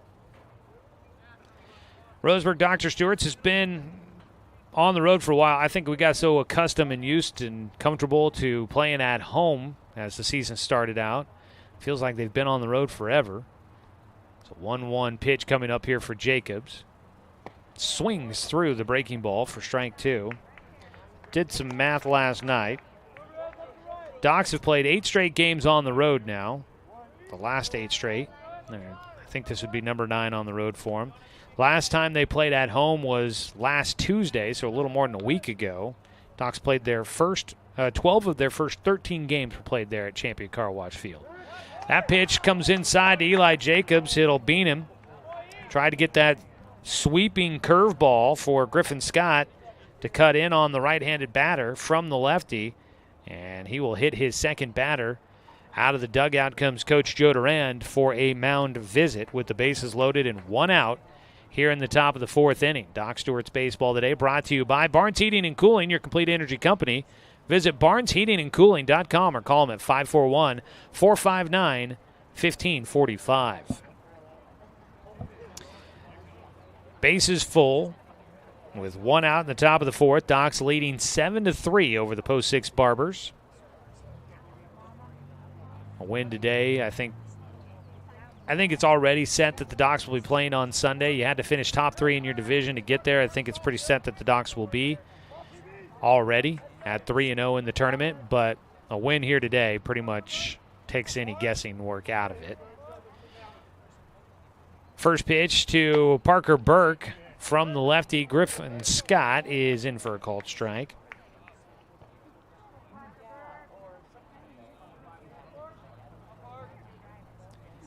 Scott working out of his windup. Time called before he comes set.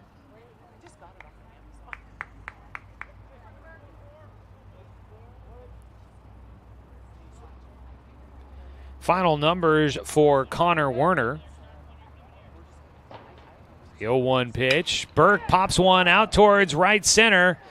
This should be playable for Bowie, it looks like. He makes the catch. He'll throw to third as a sac fly brings in a run for Parker Burke. Now, as I've heard the coaching staff say plenty of times throughout this season, Burke had a job to do, and he does it. Drives in a run to make it 8-3. Doc's biggest lead was 6-0 to start out this game, but they're back out to a 5-run advantage. Runners had to hold at first and second on the throw back in. Evan Corbin scored from third. Braxton Dill stays at second, and Eli Jacobs stays at first. Carson Dunn will square to bunt, puts it a little hard towards third base. The throw by Jonah Hergert offline. Dunn gets on safely. A run will score. Dunn heading for second. The throw heading to the plate. Did he get there in time? Yes! Just ahead of the tag comes in Eli Jacobs. The Docs put 2 more on the board. And once again, on a throwing error by the third baseman, Carson Dunn makes his way all the way to third. So the Docs are ahead now 10-3. Dunn walking off after an awkward play at first base. He had to avoid the first baseman, Hayden Smith. Went back and tagged first after the overthrow. Then got on his horse, started wheeling around the bases.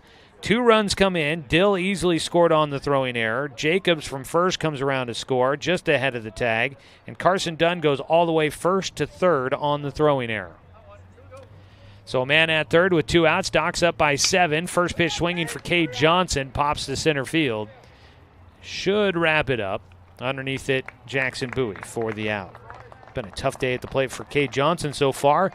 But the rest of the Doc Stewarts are making up for it. And they're getting some help from the defense by the Barbers. We go to the bottom of the 4th inning. Docs on top, 10-3 over the Post 6 Barbers on 541radio.com and on the Score, 92.3 FM and 1490 AM. I moved to Oregon to raise a family, set our roots, and to have a lot of fun outdoors. We quickly realized that we needed a truck or a rig for the projects that we were doing in the backyard. When we were looking to find a place to finance our truck, we asked our patients, and everyone recommended Cascade Community Credit Union. It was so easy to work with Cascade. Everything was done via email, phone, and we didn't even need to go in. I can't wait to finish up the projects in the backyard, go on more adventures in our truck with our boys, and I look forward to working with Cascade again in the future. Turn your home into your dream sanctuary with help from Douglas County Farmers Co-op. For over 100 years, we've carried everything you need to keep your garden and crops green and growing, including a large selection of soil mixes, composts, fertilizers, and other soil amendments. You'll also find stones, boulders, gravel, and more to add structure and diversity to your yard. Stop by or shop at DouglasCountyFarmersCoop.com.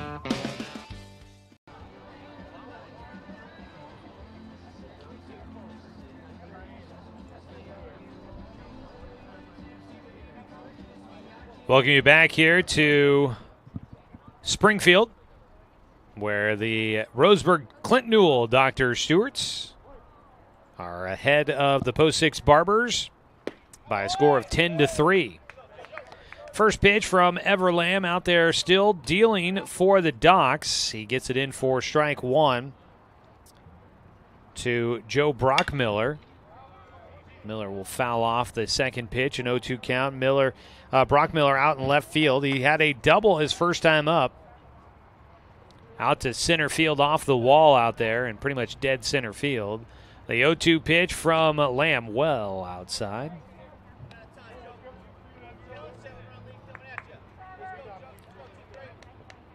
This Barbers team missing a couple of guys today as a 1-2 pitch high and away by Lamb. They always seem to get a couple of guys that play on a couple of teams. Some of these guys like Nelson Keljo, he's from Jesuit High School. He's going to be going to play at OSU, Oregon State, as a foul ball back. Stays a 2-2 count for Brockmiller. So he is spending some of this season playing with the Corvallis Knights. Expect that if the Barbers do make it to the tournament, the AAA state tournament, expect that they'll they'll have Keljo with them. The 2-2 pitch, that ball popped up, out of play. Stays a 2-2 count for Brock Miller, leading things off in the 4th inning for the Barbers. This game brought to you by Flyaway Travel. You can book your travel plans with their travel experts. Find them on West Harvard Avenue in Roseburg. 2-2 is high from Lamb, full count.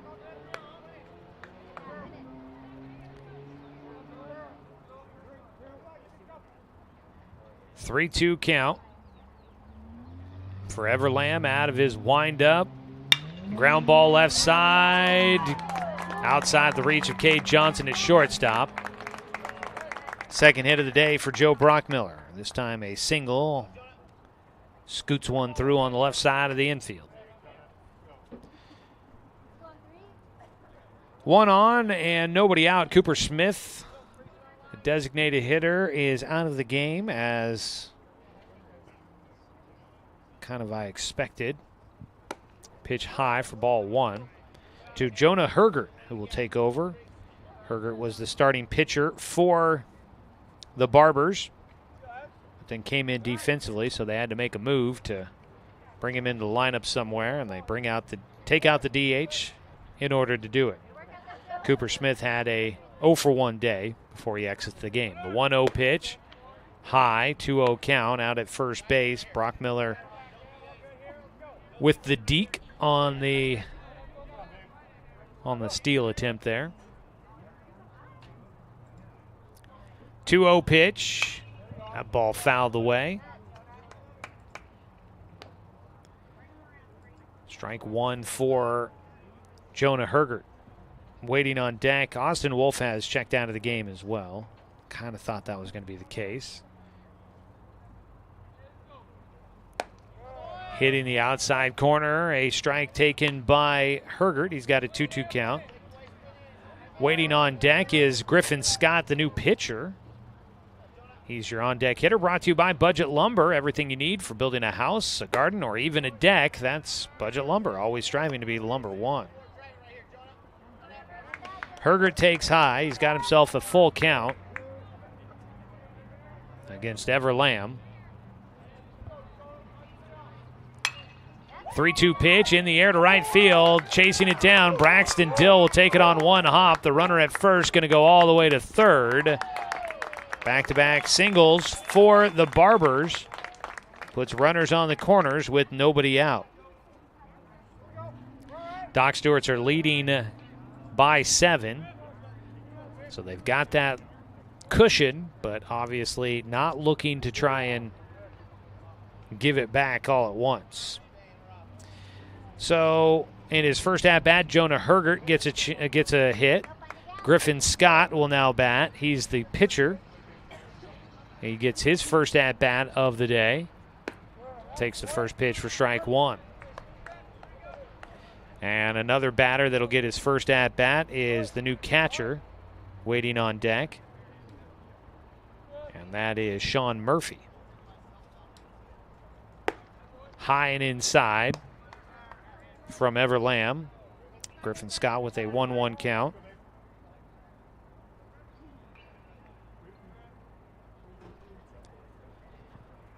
One pitch for Ever. Swung on and missed by Scott. A ball and 2 strikes. Out in the right field bullpen is the team that's coming up next here against the Post 6 Barbers. That's Showtime Baseball getting warmed up as the Barbers will play a doubleheader today here at the Hamlin Sports Complex. Outside on the 1-2. Ever will have a 2-2 count. Ever Lamb into his 4th inning of work. He's given up 2 hits here so far. Total 7 hits in this ballgame for the Barbers. The 2-2 pitch fouled back.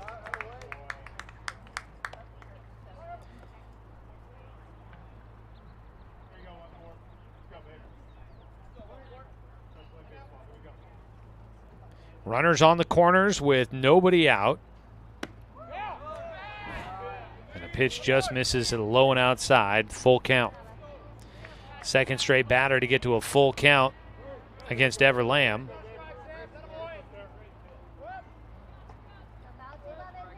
Three-two pitch for Lamb. Runner going from first, and there's ball 4. Bases are loaded.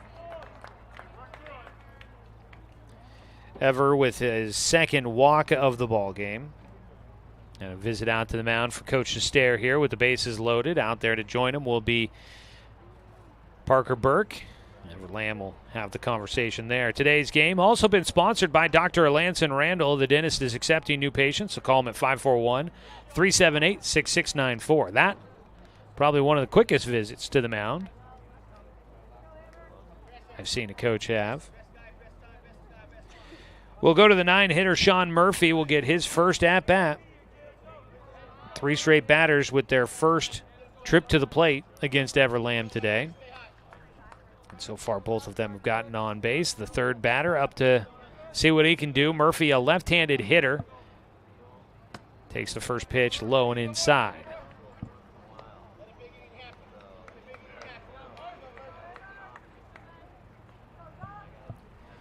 One-0 pitch coming up for Lamb.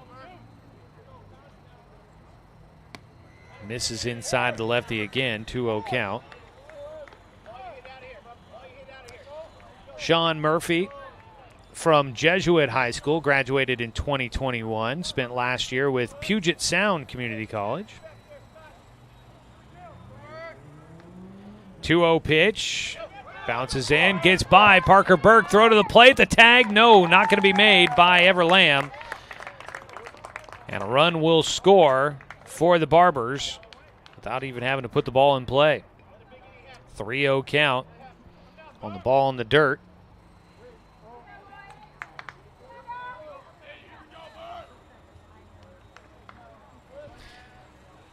So 1 run in, runners at second and third, and a 3-0 pitch misses high for ball 4, and that is back-to-back walks for Ever Lamb. Bit uncharacteristic for the right-hander from South Umpqua High School. 3 walks allowed in the ball game. And we head back to the top of the lineup, which has been dangerous for the Barbers. Andy Miller, the shortstop, steps in. He takes first pitch, strike 1. Still nobody out here in the 4th inning. Barbers hoping this is a chance to get a big number on the board. The 0-1 pitch from Lamb. Ground ball back up the middle, goes off the glove forever. Everyone will be safe on the infield. Ever tried to reach back across the body to snag that one. It goes off his glove. Miller will drive in a run, gets on safely. 2 runs in for the Barbers in the 4th inning. They trail now 10-5. Bases still loaded. 1 away.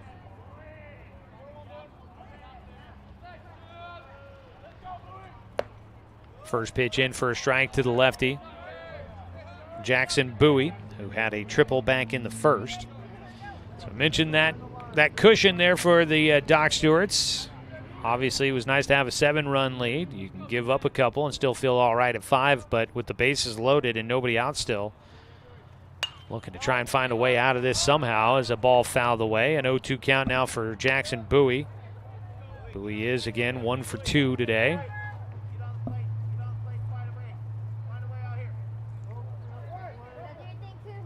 Nobody out. The sac fly would do the trick to bring in another run for the Barbers. Here in the bottom of the 4th.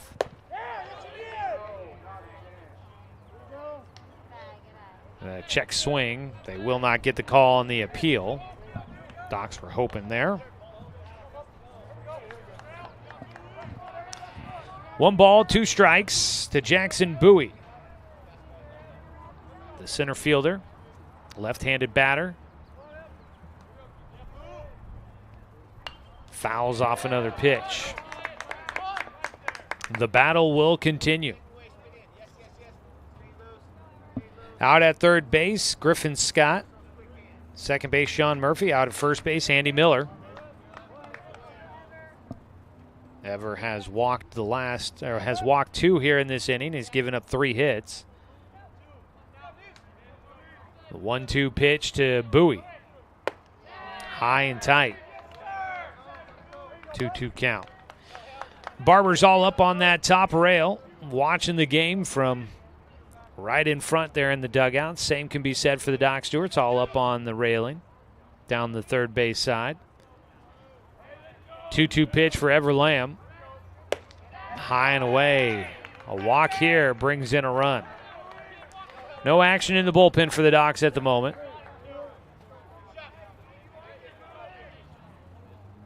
Still a decent lead to work with for Lamb, but this has been a tough outing here in this fourth inning. 3-2 pitch. Swung on and missed, and he will win that battle. Gets a big cut out of Bowie for strike 3. Fourth strikeout in the game for Ever Lamb. It's his first since the second inning. Gets a big first out here in the bottom of the fourth inning. One away, and now the Docs look for a ground ball to find a way out of this one.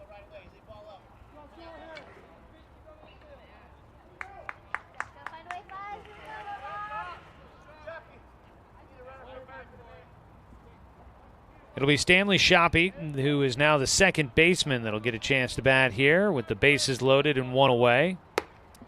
First pitch high for ball 1.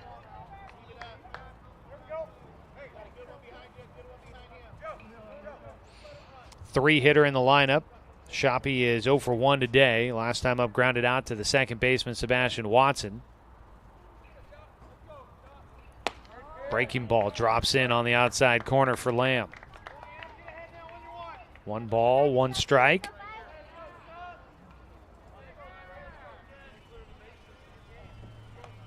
One pitch coming up for Ever.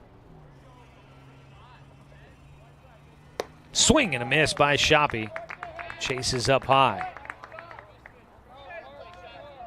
I think I heard somebody say one swing of the bat changes the game down there, and it looked like Shoppy was thinking exactly that with that last swing, trying to get the upward trajectory. The 1-2 pitch from Lamb. Can't get him to chase outside. Behind the plate, Burke with an important stop with runners on every base. Pass ball could bring in another run. Already we've seen one of those. 2-2 count. Here in the bottom of the fourth inning, Doc Stewart's leading 10-5. That pitch, it got him. I wasn't sure if it hit the protective.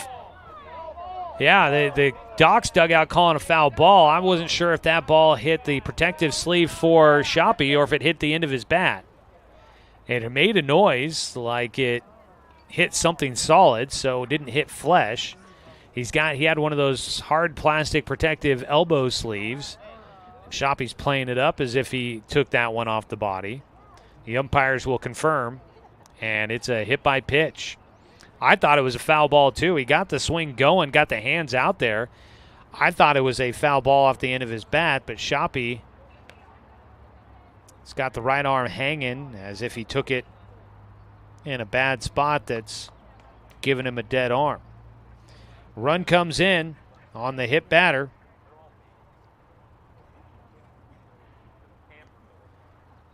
Coming in to score was Griffin Scott. Sean Murphy will go to third. Andy Miller to second, and Stanley Shoppy will be on at first. Still one out. It's 10-6 now. Doc's in the lead by 4, and Joe Duran heads over to talk with Shoppy at first base to make sure he's doing okay. Today's game sponsored by Cascade Community Credit Union, belong to Douglas County.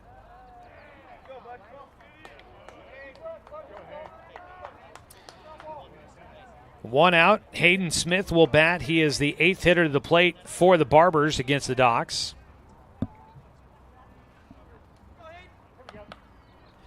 Here in the bottom of the fourth of our Papa's Pizza tournament game between your Roseburg Dr. Stewarts and the Post 6 Barbers out of the Portland area. Hayden Smith at the plate. 1 for 2. Had a single last time up. Swings and misses at the first pitch. Still cloudy here today, kind of gives it a somber feel to the game.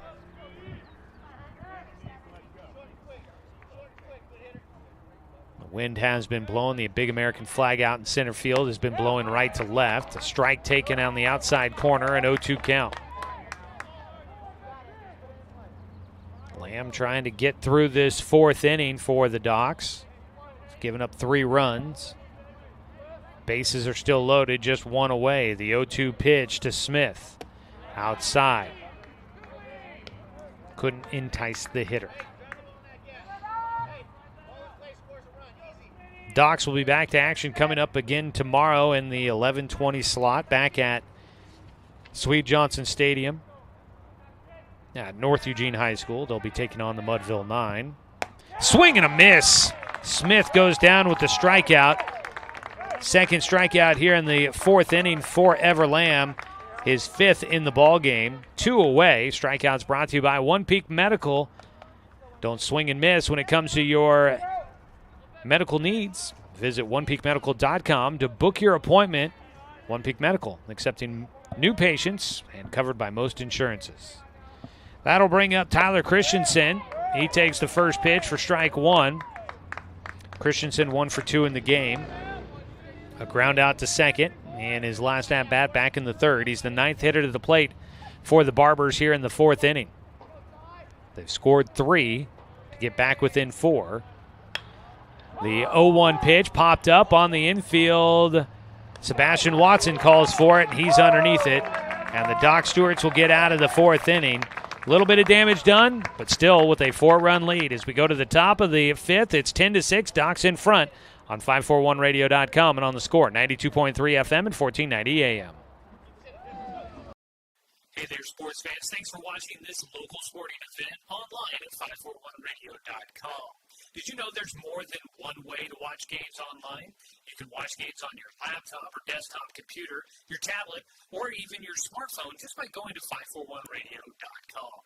But we also use YouTube to stream all of our video broadcasts, which means you could be watching this game on your big screen TV with a number of different streaming devices. You can stream our live YouTube broadcast through your PlayStation or Xbox gaming device, or through streaming devices like Google Chromecast, Apple TV, or Roku. There's plenty of ways to follow this live local sporting event. Plus, you can find past events archived on 1490 The Score's YouTube channel.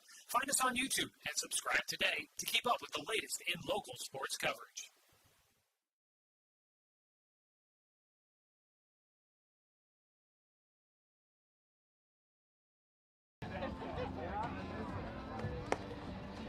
Taking a look at our Garrison Building Supply scoreboard update as we get ready to begin the top of the 5th inning for your Roseburg Dr. Stewart's. 10 runs on 4 hits, 1 error for the Post 6 Barbers. 6 runs on 8 hits and 5 errors in this ball game. Joey Keyran here with you from the Hamlin Sports Complex in Springfield, the new beautiful facility and home of Bushnell College baseball as well. Formerly Northwest Christian College or Christian University, and also home of the Springfield Drifters, the Woodbat College team out of the West Coast League. I think they're 9-15, I heard, is what they said their record was. Saw the team loading up and hitting the road before today's ball game as I arrived here at the ballpark. Doc Stewart's in the top of the 5th inning. We'll have Watson, Johnson, and Withers due up. First pitch to Sebastian Watson from the lefty. Griffin Scott misses outside for ball 1. Griffin Scott came in the 4th inning, gave up 3 runs on no hits, 2 errors, and 1 man left on base in that 4th inning for the Docs. Watson's 1-0 pitch popped up on the infield. Calling for it, the first baseman doesn't make the catch. Hayden Smith called for it. Started out, he was right next to the bag. That ball tailed back towards second base, and Smith tried to track it down. He could not locate it.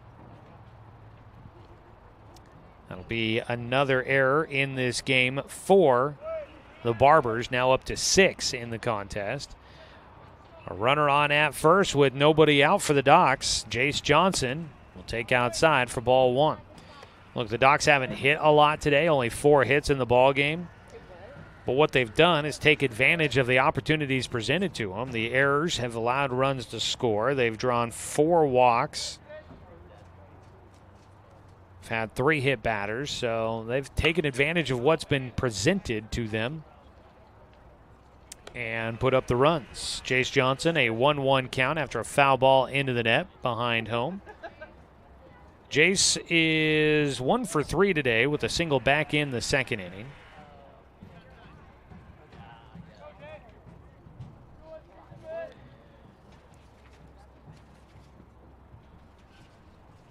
The 1-1 pitch is a pickoff throw to first base. So the Docs have 10 here today, 10 runs at the moment. Scored 12 in a game yesterday. That's 22. 7 against the Crushers, 29. And 10 against Showtime. So 39 runs in 4 games so far for the Docs, and there's still a couple innings left to go in this one. The offense has been putting up some numbers. There's a throw down to first base. Back in safely goes Watson after a ball in the dirt to Jace Johnson. Scooped up behind the plate by Murphy, and he fired over to first bases. Watson got an aggressive secondary lead, but realized he didn't want to take off for second, so he headed back to the bag, had to scramble back in. He'll take a lead again here. On the mound, Scott delivers. Hits the strike zone on the outside corner, a 2-2 count. They are still doing construction here at the ballpark, you might be able to hear. So over at North Eugene High School, where the other games in the tournament are played, they're doing lots of construction over there, and I guess there's construction going on here as well. 2-2 pitch for Griffin Scott to Jace Johnson. Misses low and outside. Full count.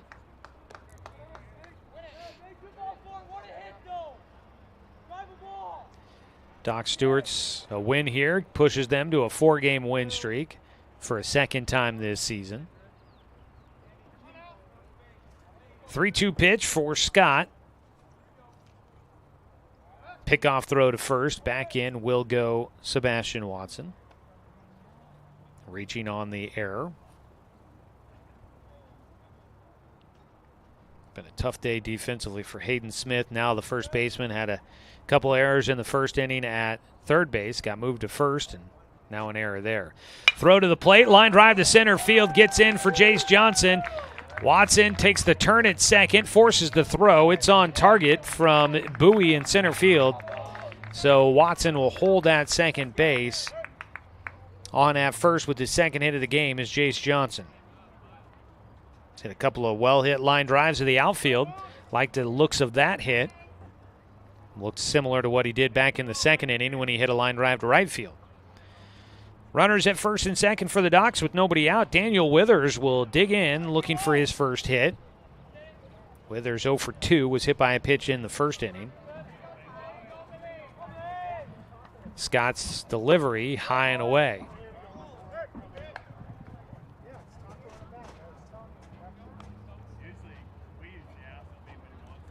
One ball, no strikes for Daniel Withers. Squares the bunt. He'll pop that one up into the net for strike one.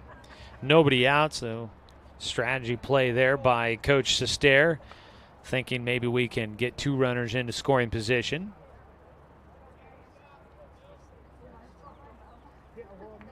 You get 2 into scoring position, a base hit. Could try and get back some of the 3 runs the Docs gave up in the bottom of the 4th. Leading 10-6 right now.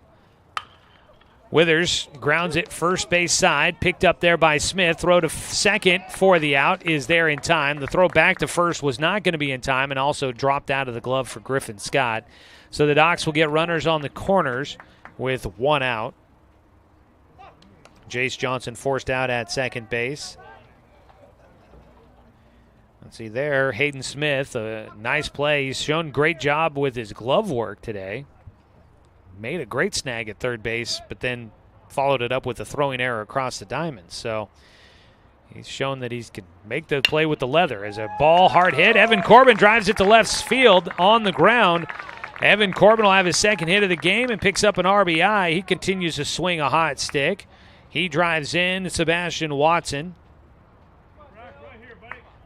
Up to second base goes Daniel Withers after reaching on the fielder's choice. Runners at first and second, a run in for the Docs. They lead 11-6 with 1 out. Corbin, his second hit of the game, he's been on base 3 times.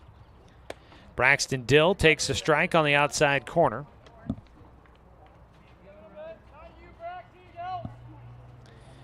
Dill, a single and an RBI in the first inning. walked in the second, and in the fourth inning got on with a fielder's choice. He bats again here in the fifth.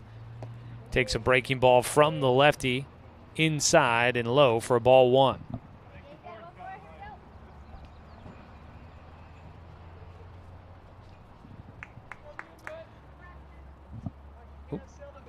I think it's a 1-1. Scoreboard reading 2-0 right now. Griffin Scott fires in, strike.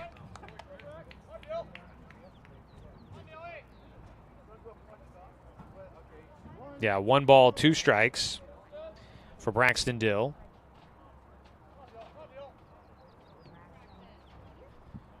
Braxton stands and waits. The lefty Scott, a couple of looks to second base, delivers in. Strike 3 at the letters on the outer half, and Braxton Dill goes down looking. So Dill goes down for Griffin Scott, his first strikeout in his outing so far. He's got 2 down here in the fifth. Out at second base, still Daniel Withers. At first base, Evan Corbin.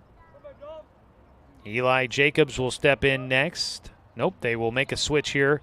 It'll be Dominic Tourn that'll get a chance to bat. First pitch strike from the lefty to the lefty. Dominic Tourn, a pinch hit appearance here. Jacobs was 0 for 1. Been hit by a pitch, walked, and struck out. The 0-1 to Dom, he takes another strike.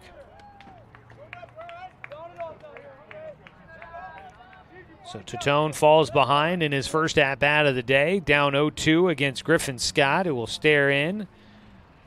Looking to try and finish off the top of the fifth inning. Docs with 1 run in so far, leading 11-6. The 0-2 to Tourn carries outside. Couldn't get him to chase. Dominic Tourn batting .226 this season for the Docs. A pinch hit performance for him here. See if he stays in the game defensively and what the Docs plan to do. The 1-2. Ooh, that pitch looked like it could have been there. Just misses. 2-2 count.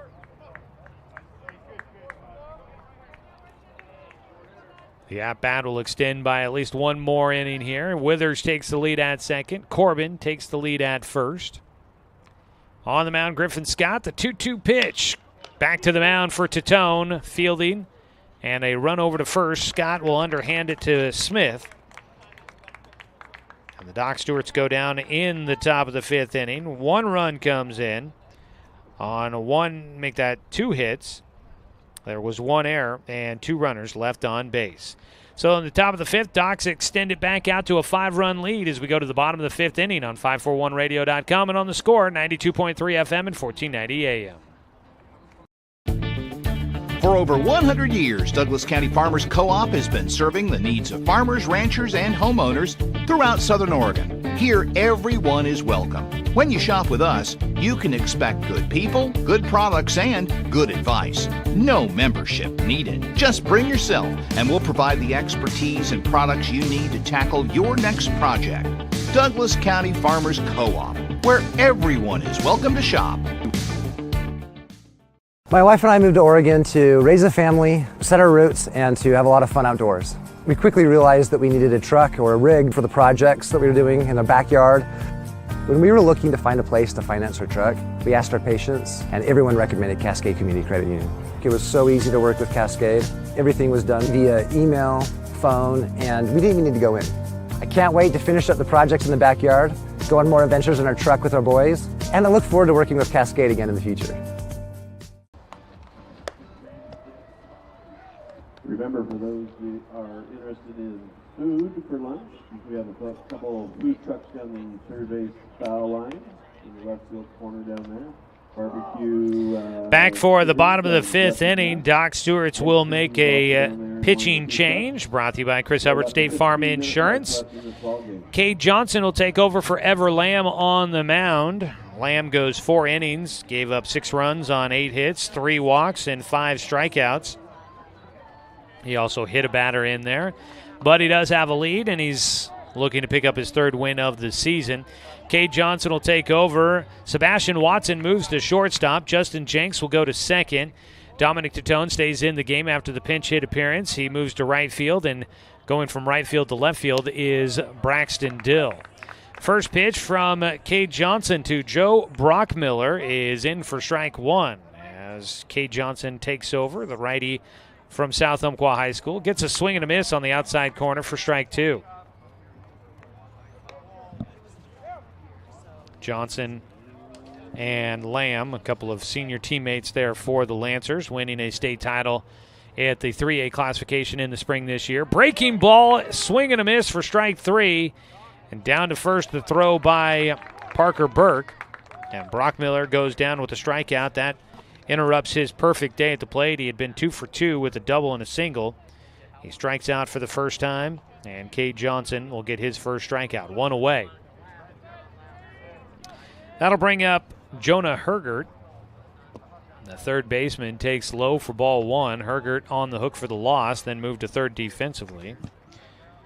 Cade Johnson, he's only thrown 2 innings coming into this appearance.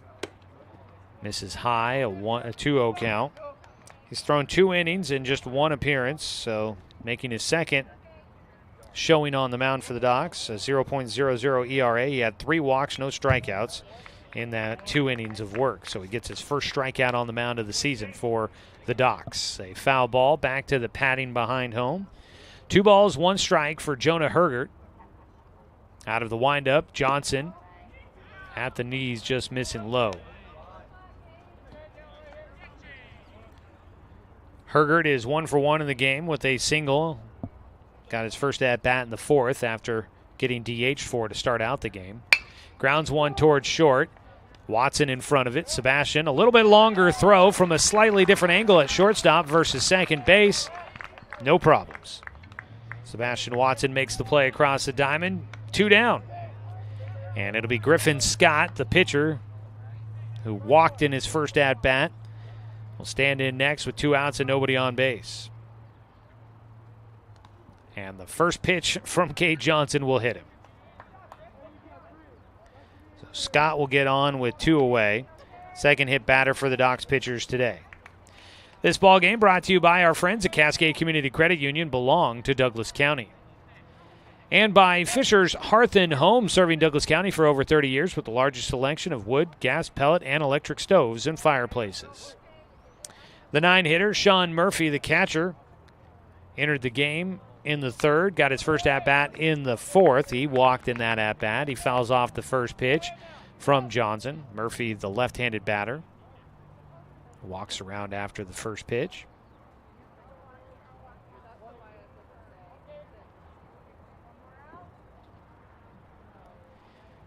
The 0-1.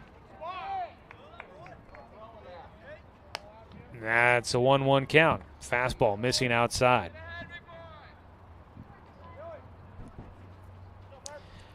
One pitch.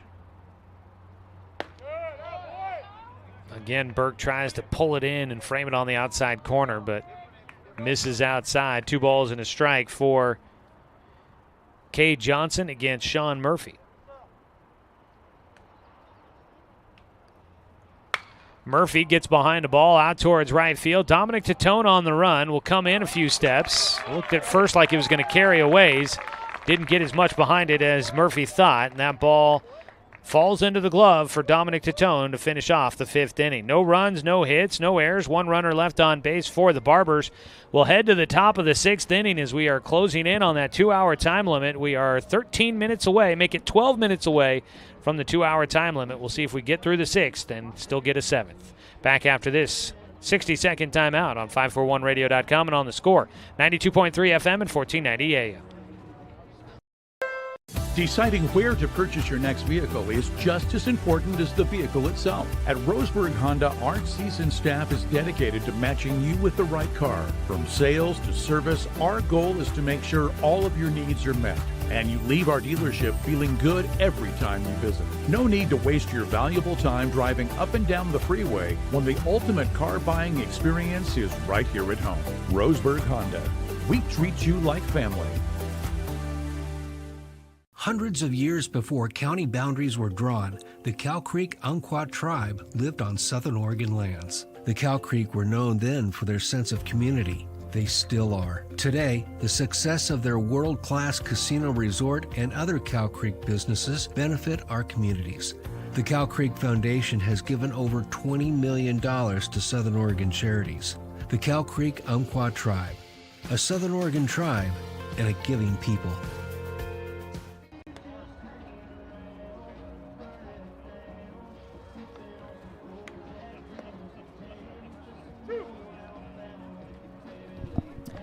Top of the sixth inning, Griffin Scott still out there tossing for the Barbers as we welcome you back here to Springfield. Joey Keyran with you on The Score this morning and streaming online at 541radio.com where you can watch the game. It's presented by the Cow Creek Tribe. Sponsorship of Docs Baseball on the radio also brought to you by Chuck Swarman Family Auto Repair. Are you ready to go where life takes you? Doc Stewart's with an 11-6 lead in this ball game. And they will have Parker Burke at the plate to start things off against Griffin Scott. The lefty misses outside on the first pitch. He'll be the pitcher with the most innings of work, it looks like, for the Barbers. Needs to record one out here in the sixth inning to hit that mark. Pitch in the dirt to Burke. Starts out with a 2-0 count. Starter Jonah Hergert lasted just one inning. First reliever, Connor Werner, went 2 innings. And now Griffin Scott, he's worked 2 innings looking to get through a third. He'll catch the strike zone on the outer corner. 2-1 count. So if we do not get through this sixth inning before it hits 1 o'clock, then we will not have a seventh inning in this one, which would mean we'd have to really be moving. 2-1 pitch, swung on and missed for Burke, and he's got a 2-2 count. So with that in mind, the Doc Stewarts are looking like they could be about 3 outs away from getting a win and going to 4-0 in the tournament today. A 2-2 pitch from Scott. Burke pops it up back behind home, and that one's out of play.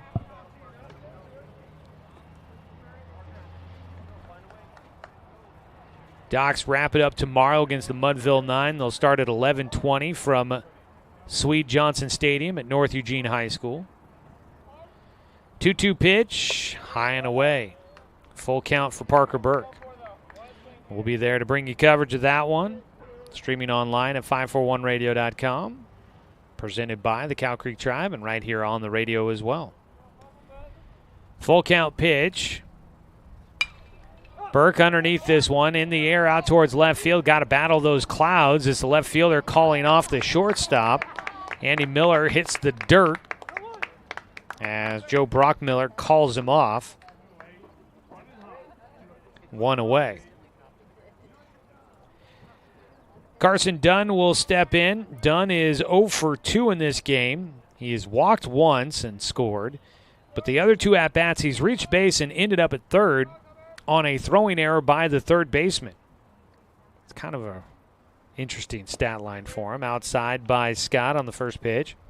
Back in the first inning, Carson Dunn hit a chopper to third. It was fielded by Hayden Smith at the time, but his throw to first base was way offline, and Dunn able to go all the way around to third. So he pops one up here. This stays on the infield. And it is caught by the shortstop. This time, I was going to say, this time, Andy Miller, the shortstop, did not have Joe Brockmiller pounding down behind him. And Andy Miller made the catch, turned to Brockmiller in left field and said, I got this one. There you go. 2 down, and it'll go to the top of the order. Cade Johnson will bat, now the pitcher for the Docs. So Carson Dunn had that one in the first where he ended up at third. Then the same thing happened in the fourth inning. It's the first pitch, a breaking ball for a strike to Cade Johnson. In the fourth inning, Carson Dunn hit a grounder towards third. And this time it was Jonah Hergert that came up with it. Threw to first base. It was offline. And once again, Carson Dunn went all the way around to third on the error. Ground ball, 2 outs up the middle for Cade Johnson. And Johnson will get his first hit of the game as he continues to have a stellar summer. And it is hard to keep that young man hitless in a ball game. He was 0 for 4 entering that at-bat, gets his first hit of the game. Good for him. And he has just been hitting so well, it's kind of crazy to see him go without one. That one right back up the middle, went up and over the mound. As a ground ball this time for Sebastian Watson, pokes it towards second base, where Stanley Shoppy fields and retires Johnson at the bag. So that will finish off things here in the top of the 6th inning. But we've got 5 minutes to get through the bottom of the 6th to try and get to a 7th inning. We'll see how things go here. Docs lead 11-6 over the Post 6 Barbers on 541radio.com and on the Score, 92.3 FM at 1490 AM. I think you realize how much energy you've lost until you start the hormone replacement process. Our energy really started to wane. We were both gaining weight. My sleep pattern got really messed up. One Peak Medical changed our lives individually and as a couple. We're just a lot happier because we feel better. We're not tired and run down, and it just makes our lives easier and happier. Hormone balancing can help with fatigue, anxiety, pain, and much more. Call or book online today at onepeakmedical.com. The innocence of youth. Is there anything any better? But soon they'll be in high school and facing all the same challenges you faced. How to make friends, how to fit in, how to be cool. We want our children to have everything they'll need to live fulfilling and productive lives.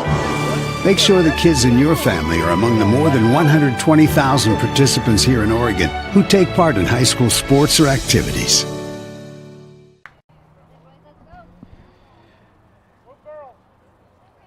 We go to the bottom of the 6th inning, and this could be the final 3 outs here for the Post 6 Barbers as we near the 2-hour time limit. Cade Johnson on the mound, fires into the dirt, ball 1 to Andy Miller to start things off here in the 6th inning. Doc Stewart's Baseball brought to you by DC Farmers Co-op, where everyone is welcome to shop. Miller grounds one to third, and Daniel Withers came charging in, tried to play it on the short hop. He could not make the play. Gets by him there, and that'll be an error at third base for the Docs. And a runner on base for the Barbers. So we'd have to finish in the next 4 minutes to get the 7th inning. So it doesn't seem likely with nobody out and one runner on. So in that case, it's an 11-6 lead for the Docs, and the Barbers would need 5 to tie it and finish in a tie, or 6 to take the lead and most likely win it here. 1-0 count to Jackson Bowie, the left-handed hitter. 1 for 3 today. Swings and misses on the pitch by Cade Johnson. Johnson came in the 5th inning, faced the bottom 4 hitters. So the top of the order here seeing Cade Johnson for the first time today. Jackson Bowie, a 1-1 count. Takes another breaking ball in the dirt. Runner going. Throw to second. Got him. Out at second base is Andy Miller.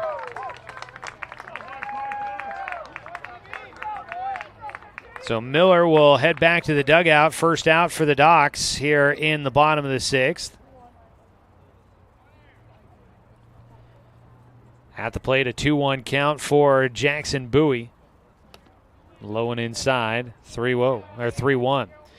Was looked down at the third base coach's box where Joe Duran's at, and he's over there making comments out to Andy Miller. And I'm just guessing by the body language and my thoughts of what happened there. With the lead the way it is, Barbers need runners. That's strike 2. Jackson Bowie wanted to try and see if he could convince the umpire that was ball 4. Did not. The Barbers need base runners, and a ball that didn't get that far away, that's kind of a risky play to try and run for second base. A ground ball to first, a flip over to the pitcher covering the bag, and there are 2 down. Jackson Bowie grounding out to Evan Corbin at first. He fielded and flipped it over to Cade Johnson for the out at the bag. So we've got 2 down. Doc Stewart's look to try and get Stanley Shoppy, who will dig in. First pitch outside, ball 1. So if the Docs get the final out here quickly, we might actually see the 7th inning. The 1-0 pitch. Johnson is low and inside, a 2-0 count. So now you maybe think strategy a little bit here. If the Docs slow this down, they don't have to play another inning. So ground ball up the middle. Shoppy will get a single to center field. His first hit of the game had been walked and hit by a pitch. Did have an RBI on the hit by pitch in the fourth. Shoppy will get on, and that might just kind of seal the fate on only playing 6 here in this one. We go to 1 o'clock. I think the official 2-hour time limit is 1:01. Try to get an illegal ID here in a moment. Is Hayden Smith? Nope. New batter at the plate for Hayden Smith. Pinch hit appearance here for the Barbers. Breaking ball, inside corner, strike 1. So that is Casey Langdale that will bat from Canby High School, class of 2022. The 0-1 pitch. Bounces in, gets away from Burke. Up to second base will go Shoppy. Wild pitch. Yeah, you kind of figure with 2 outs here, the Docs would benefit if this was the last out to work with for the Barbers rather than giving them a fresh set of 3 outs in the 7th inning. And the announcement has been made. We've reached the 2-hour time limit. So this will do it. No new inning after 2 hours. The 1-1 pitch to Casey Langdale is low for ball 2. These are things that we get to think and talk about up here in the press box, and I'm sure the coaches considering it down in their heads in the dugout, but the players out on the field, they are just focused on accomplishing the task at hand in front of them. A 3-1 count now for Langdale.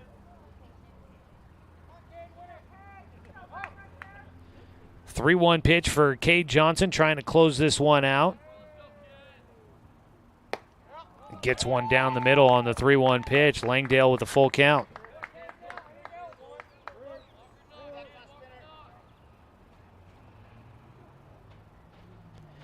Full count pitch for Cade Johnson. It's low for ball 4, and a walk will keep things going here. First and second, Docs leading by 5. For Cade Johnson, that's the first walk he's issued. He entered in the 5th. Not a save situation when he came in. The score was what it is right now, 11-6, so a 5-run lead. Too big for a save situation for Cade Johnson. First pitch from Johnson, bounces in, gets away, bounces out between home and the mound. Cade Johnson came up looking to try and maybe throw to third, but he didn't have enough time to try and get Shoppy, who breaks towards third on the wild pitch. Staying at first base was Langdale, so runners on the corners, a 1-0 count for Tyler Christensen, and a trot out to the mound for Coach Sestair to have a conversation. Tyler Christensen at the plate. He's the last batter to face off against Cade Johnson for the first time. Christensen 1 for 3 in the game. Last time up, flew out to second base. Also, he has a ground out to second base and a line drive that got into right field. So he's gone opposite field every time for the right-hander. So Justin Jenks be on the lookout over there. Jenks into the game defensively last half inning. Strike taken by Christensen on the inner half for a 1-1 count with 2 outs and runners on the corners. Docs leading 11-6. Ground ball tapper off the end of the bat. Slow roller first base side. Tag applied by Cade Johnson. And that should wrap this one up. That will finish out the ball game. Doc Stewart's get the win over the Post 6 Barbers. No runs on 1 hit, no errors, and 2 runners left on base in the bottom of the 6th. Game goes final in 6 innings as the Doc Stewarts will win 11-6. They'll improve to 14-6 on the year. The Barbers fall to 15-6 on the season. And the Doc Stewarts are now 4-0 in tournament play. We'll come back with your post-game show after a 3-minute break. Doc Stewarts winners again here today from the Hamlin Sports Complex in Springfield on 541radio.com and on the Score, 92.3 FM and 1490 AM. Years before county boundaries were drawn, the Cow Creek Umpqua tribe lived on southern Oregon lands. The Cow Creek were known then for their sense of community. They still are. Today, the success of their world-class casino resort and other Cow Creek businesses benefit our communities. The Cow Creek Foundation has given over $20 million to Southern Oregon charities. The Cow Creek Umpqua Tribe, a Southern Oregon tribe and a giving people. Deciding where to purchase your next vehicle is just as important as the vehicle itself. At Roseburg Honda, our seasoned staff is dedicated to matching you with the right car. From sales to service, our goal is to make sure all of your needs are met, and you leave our dealership feeling good every time you visit. No need to waste your valuable time driving up and down the freeway when the ultimate car buying experience is right here at home. Roseburg Honda. We treat you like family. Get ready to satisfy your dessert cravings with Mountain Mike's new mini churros. These delicious bite-sized churros are the perfect dessert to pair with your favorite Mountain Mike's pizza, made with only the freshest and finest ingredients, dough made fresh daily with 100% whole milk mozzarella cheese, and toppings to the edge. For limited time only, get 16 mini churros for the whole family for only $4.99. Don't wait. Order yours today for dine-in, carry-out, or delivery. Working from a hot tin shed, Paul W. Klipsch, genius and maverick, designed and hand-built his first commercial loudspeaker with the intention of bringing live music right into your living room. Today, we still make them like we used to. By hand, with passion, with pride. Klipsch Heritage Loudspeakers. Give Klipsch Heritage speakers a listen at Good Vibrations, top of the hill, Northeast Stevens in Roseburg. Remember the good old days when you didn't have to make an appointment or wait in line for an hour just to talk to your teller, when businesses were local and gave back to the community. At Cascade Community Credit Union, there are some things will never change. We're the only credit union or bank headquartered in Douglas County, and making our members a priority has always been our priority. For easy and simplified banking, visit CCCU. No appointment, just come on in.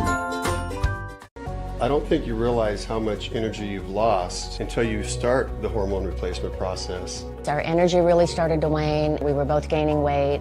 My sleep pattern got really messed up. One Peak Medical changed our lives individually and as a couple. We're just a lot happier because we feel better. We're not tired and run down, and it just makes our lives easier and happier. Hormone balancing can help with fatigue, anxiety, pain, and much more. Call or book online today at onepeakmedical.com.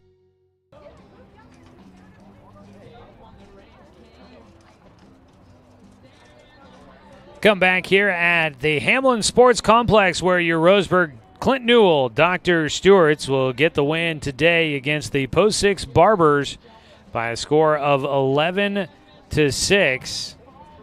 And the Doc Stewart's will improve to 14-6 on the season, while the Barbers will fall to 15-6 on the year. Doc Stewart's with the win. Everlam gets the victory. Jonah Hergert will take the loss as we take a look at your Garrison Building Supply scoreboard update. Shop local, shop Garrison Building Supply for all your home improvement, outdoor living needs. Garrison Building Supply supporting our Douglas County community for 99 years. Final numbers, 11 runs on 7 hits, 1 error, and 9 men left on base for the Docs. 6 runs, 9 hits, 6 errors, and 8 men left on base for the Barbers. Everlam gets the win, improves to 3-1 on the season. Jonah Hergert taking the loss. Docs scored 6 runs in the top of the first inning on 2 hits and 2 errors. There were a couple of bases-loaded walks in there, 2 hit batters, or a hit batter as well. So the Doc Stewart's really took advantage of the opportunity in the first. The Barbers got 3 runs back in the bottom of the first on 3 runs on 3 hits, 1 error against Everlam. So it was back to a tighter game at 6-3 after 1, but the Docs would add another run in the third as they would plate a run on an error. And then they would add 3 more runs in the top of the fourth. Again on another error, helping score a couple of runs. A sac fly in there by Parker Burke as well, helping bring in a run. Docs would add another run in the fifth, this time on a single by Evan Corbett. Barbers got 3 runs in the bottom of the fourth for their final burst of scoring. Runs coming in on a single by Andy Miller and a hit by pitch for Stanley Shoppy. And that would be all that the Barbers would have, those 3 runs in the bottom of the 4th. Got them back at the time. It was 10-6, a 4-run game. But the Docs had the 1 run in the 5th to make it a 5-run ball game. They get the win here today, and they continue to pile on runs. They have now put up 40 runs in a 4-game span. So they've been finding some offense here in the Springfield-Eugene area. We'll go ahead and take a quick 2-minute break. When we come back, it'll be a chance to look at some of the numbers, and we will get your Mountain Mike's Pizza Player of the Game. So stick around for that as the Doc Stewarts get the win today over the Post 6 Barbers, go to 4-0 in tournament play. We'll also take a look at what that might mean, as I think that probably secures the Doc Stewarts as the number 1 team in their pool. So we'll take a look at that here during the break as well. Back after a 2-minute timeout here on 541radio.com and on the Score, 92.3 FM and 1490 AM. Chris, 2016, I got lymphoma stage 3 cancer and went through radiation for 6 months. I was exhausted all the time, and that's when I found One Peak Medical. My family life got better because I was more attentive and more energy. Because of One Peak Medical, I'm back doing everything I love to do. Hormone balancing can help with fatigue, anxiety, pain, and much more. Call or book online today at onepeakmedical.com. Deciding where to purchase your next vehicle is just as important as the vehicle itself. At Roseburg Honda, our seasoned staff is dedicated to matching you with the right car. From sales to service, our goal is to make sure all of your needs are met, and you leave our dealership feeling good every time you visit. No need to waste your valuable time driving up and down the freeway when the ultimate car buying experience is right here at home. Roseburg Honda. We treat you like family. Get ready to satisfy your dessert cravings with Mountain Mike's new mini churros. These delicious bite-sized churros are the perfect dessert to pair with your favorite Mountain Mike's pizza, made with only the freshest and finest ingredients, dough made fresh daily with 100% whole milk mozzarella cheese, and toppings to the edge. For limited time only, get 16 mini churros for the whole family for only $4.99. Don't wait. Order yours today for dine-in, carry-out, or delivery. Looking for more local sports coverage? CBS Sports Radio 1490 The Score has you covered. Check out our homepage at 541radio.com for sports stories, scores, and podcasts. And follow us on social media. 1490 The Score is on Twitter, Facebook, and Instagram. And take the station with you wherever you go with the 541 Radio app. Download the app in your smartphone's app store and get access to a live stream of the station, sports stories, podcasts, and easy messaging with the station and others.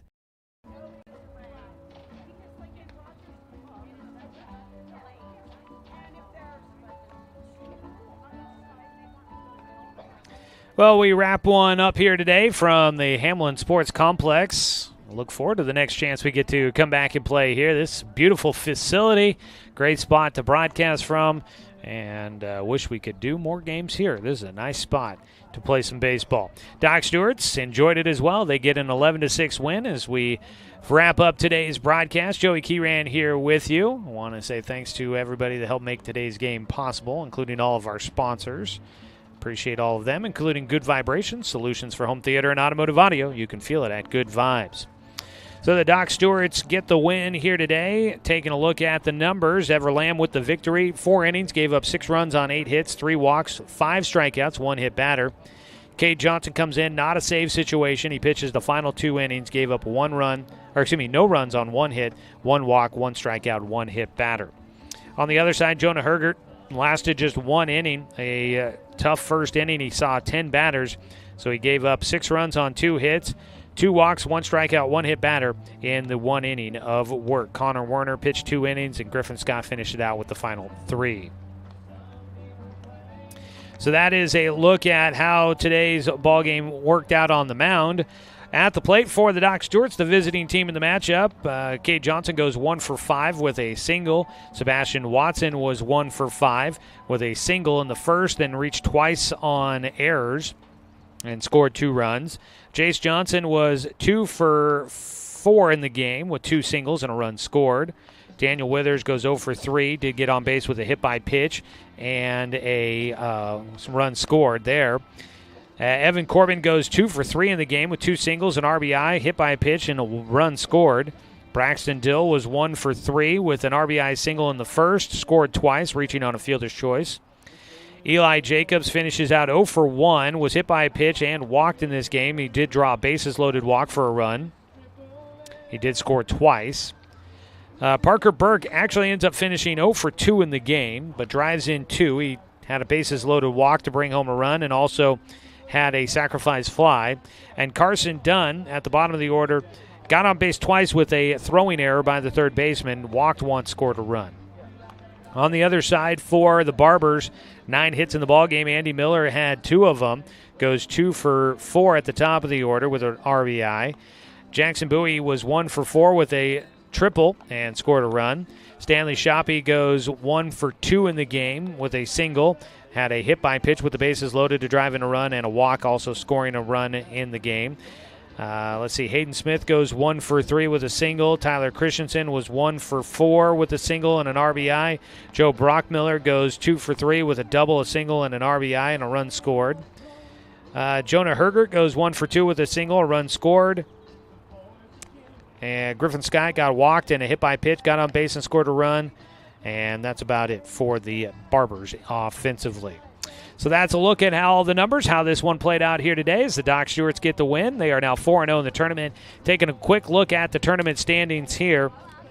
Docs are 4-0 in the tourney with 1 game left to play against the Mudville 9 tomorrow at 11:20, meaning the worst they can finish is 4-1. The only team that could equal them at 4-1 would be the Mudville 9. The Docs will play them tomorrow. They play 2 games later today over at Sweet Johnson Stadium. They'll play 2 games tomorrow.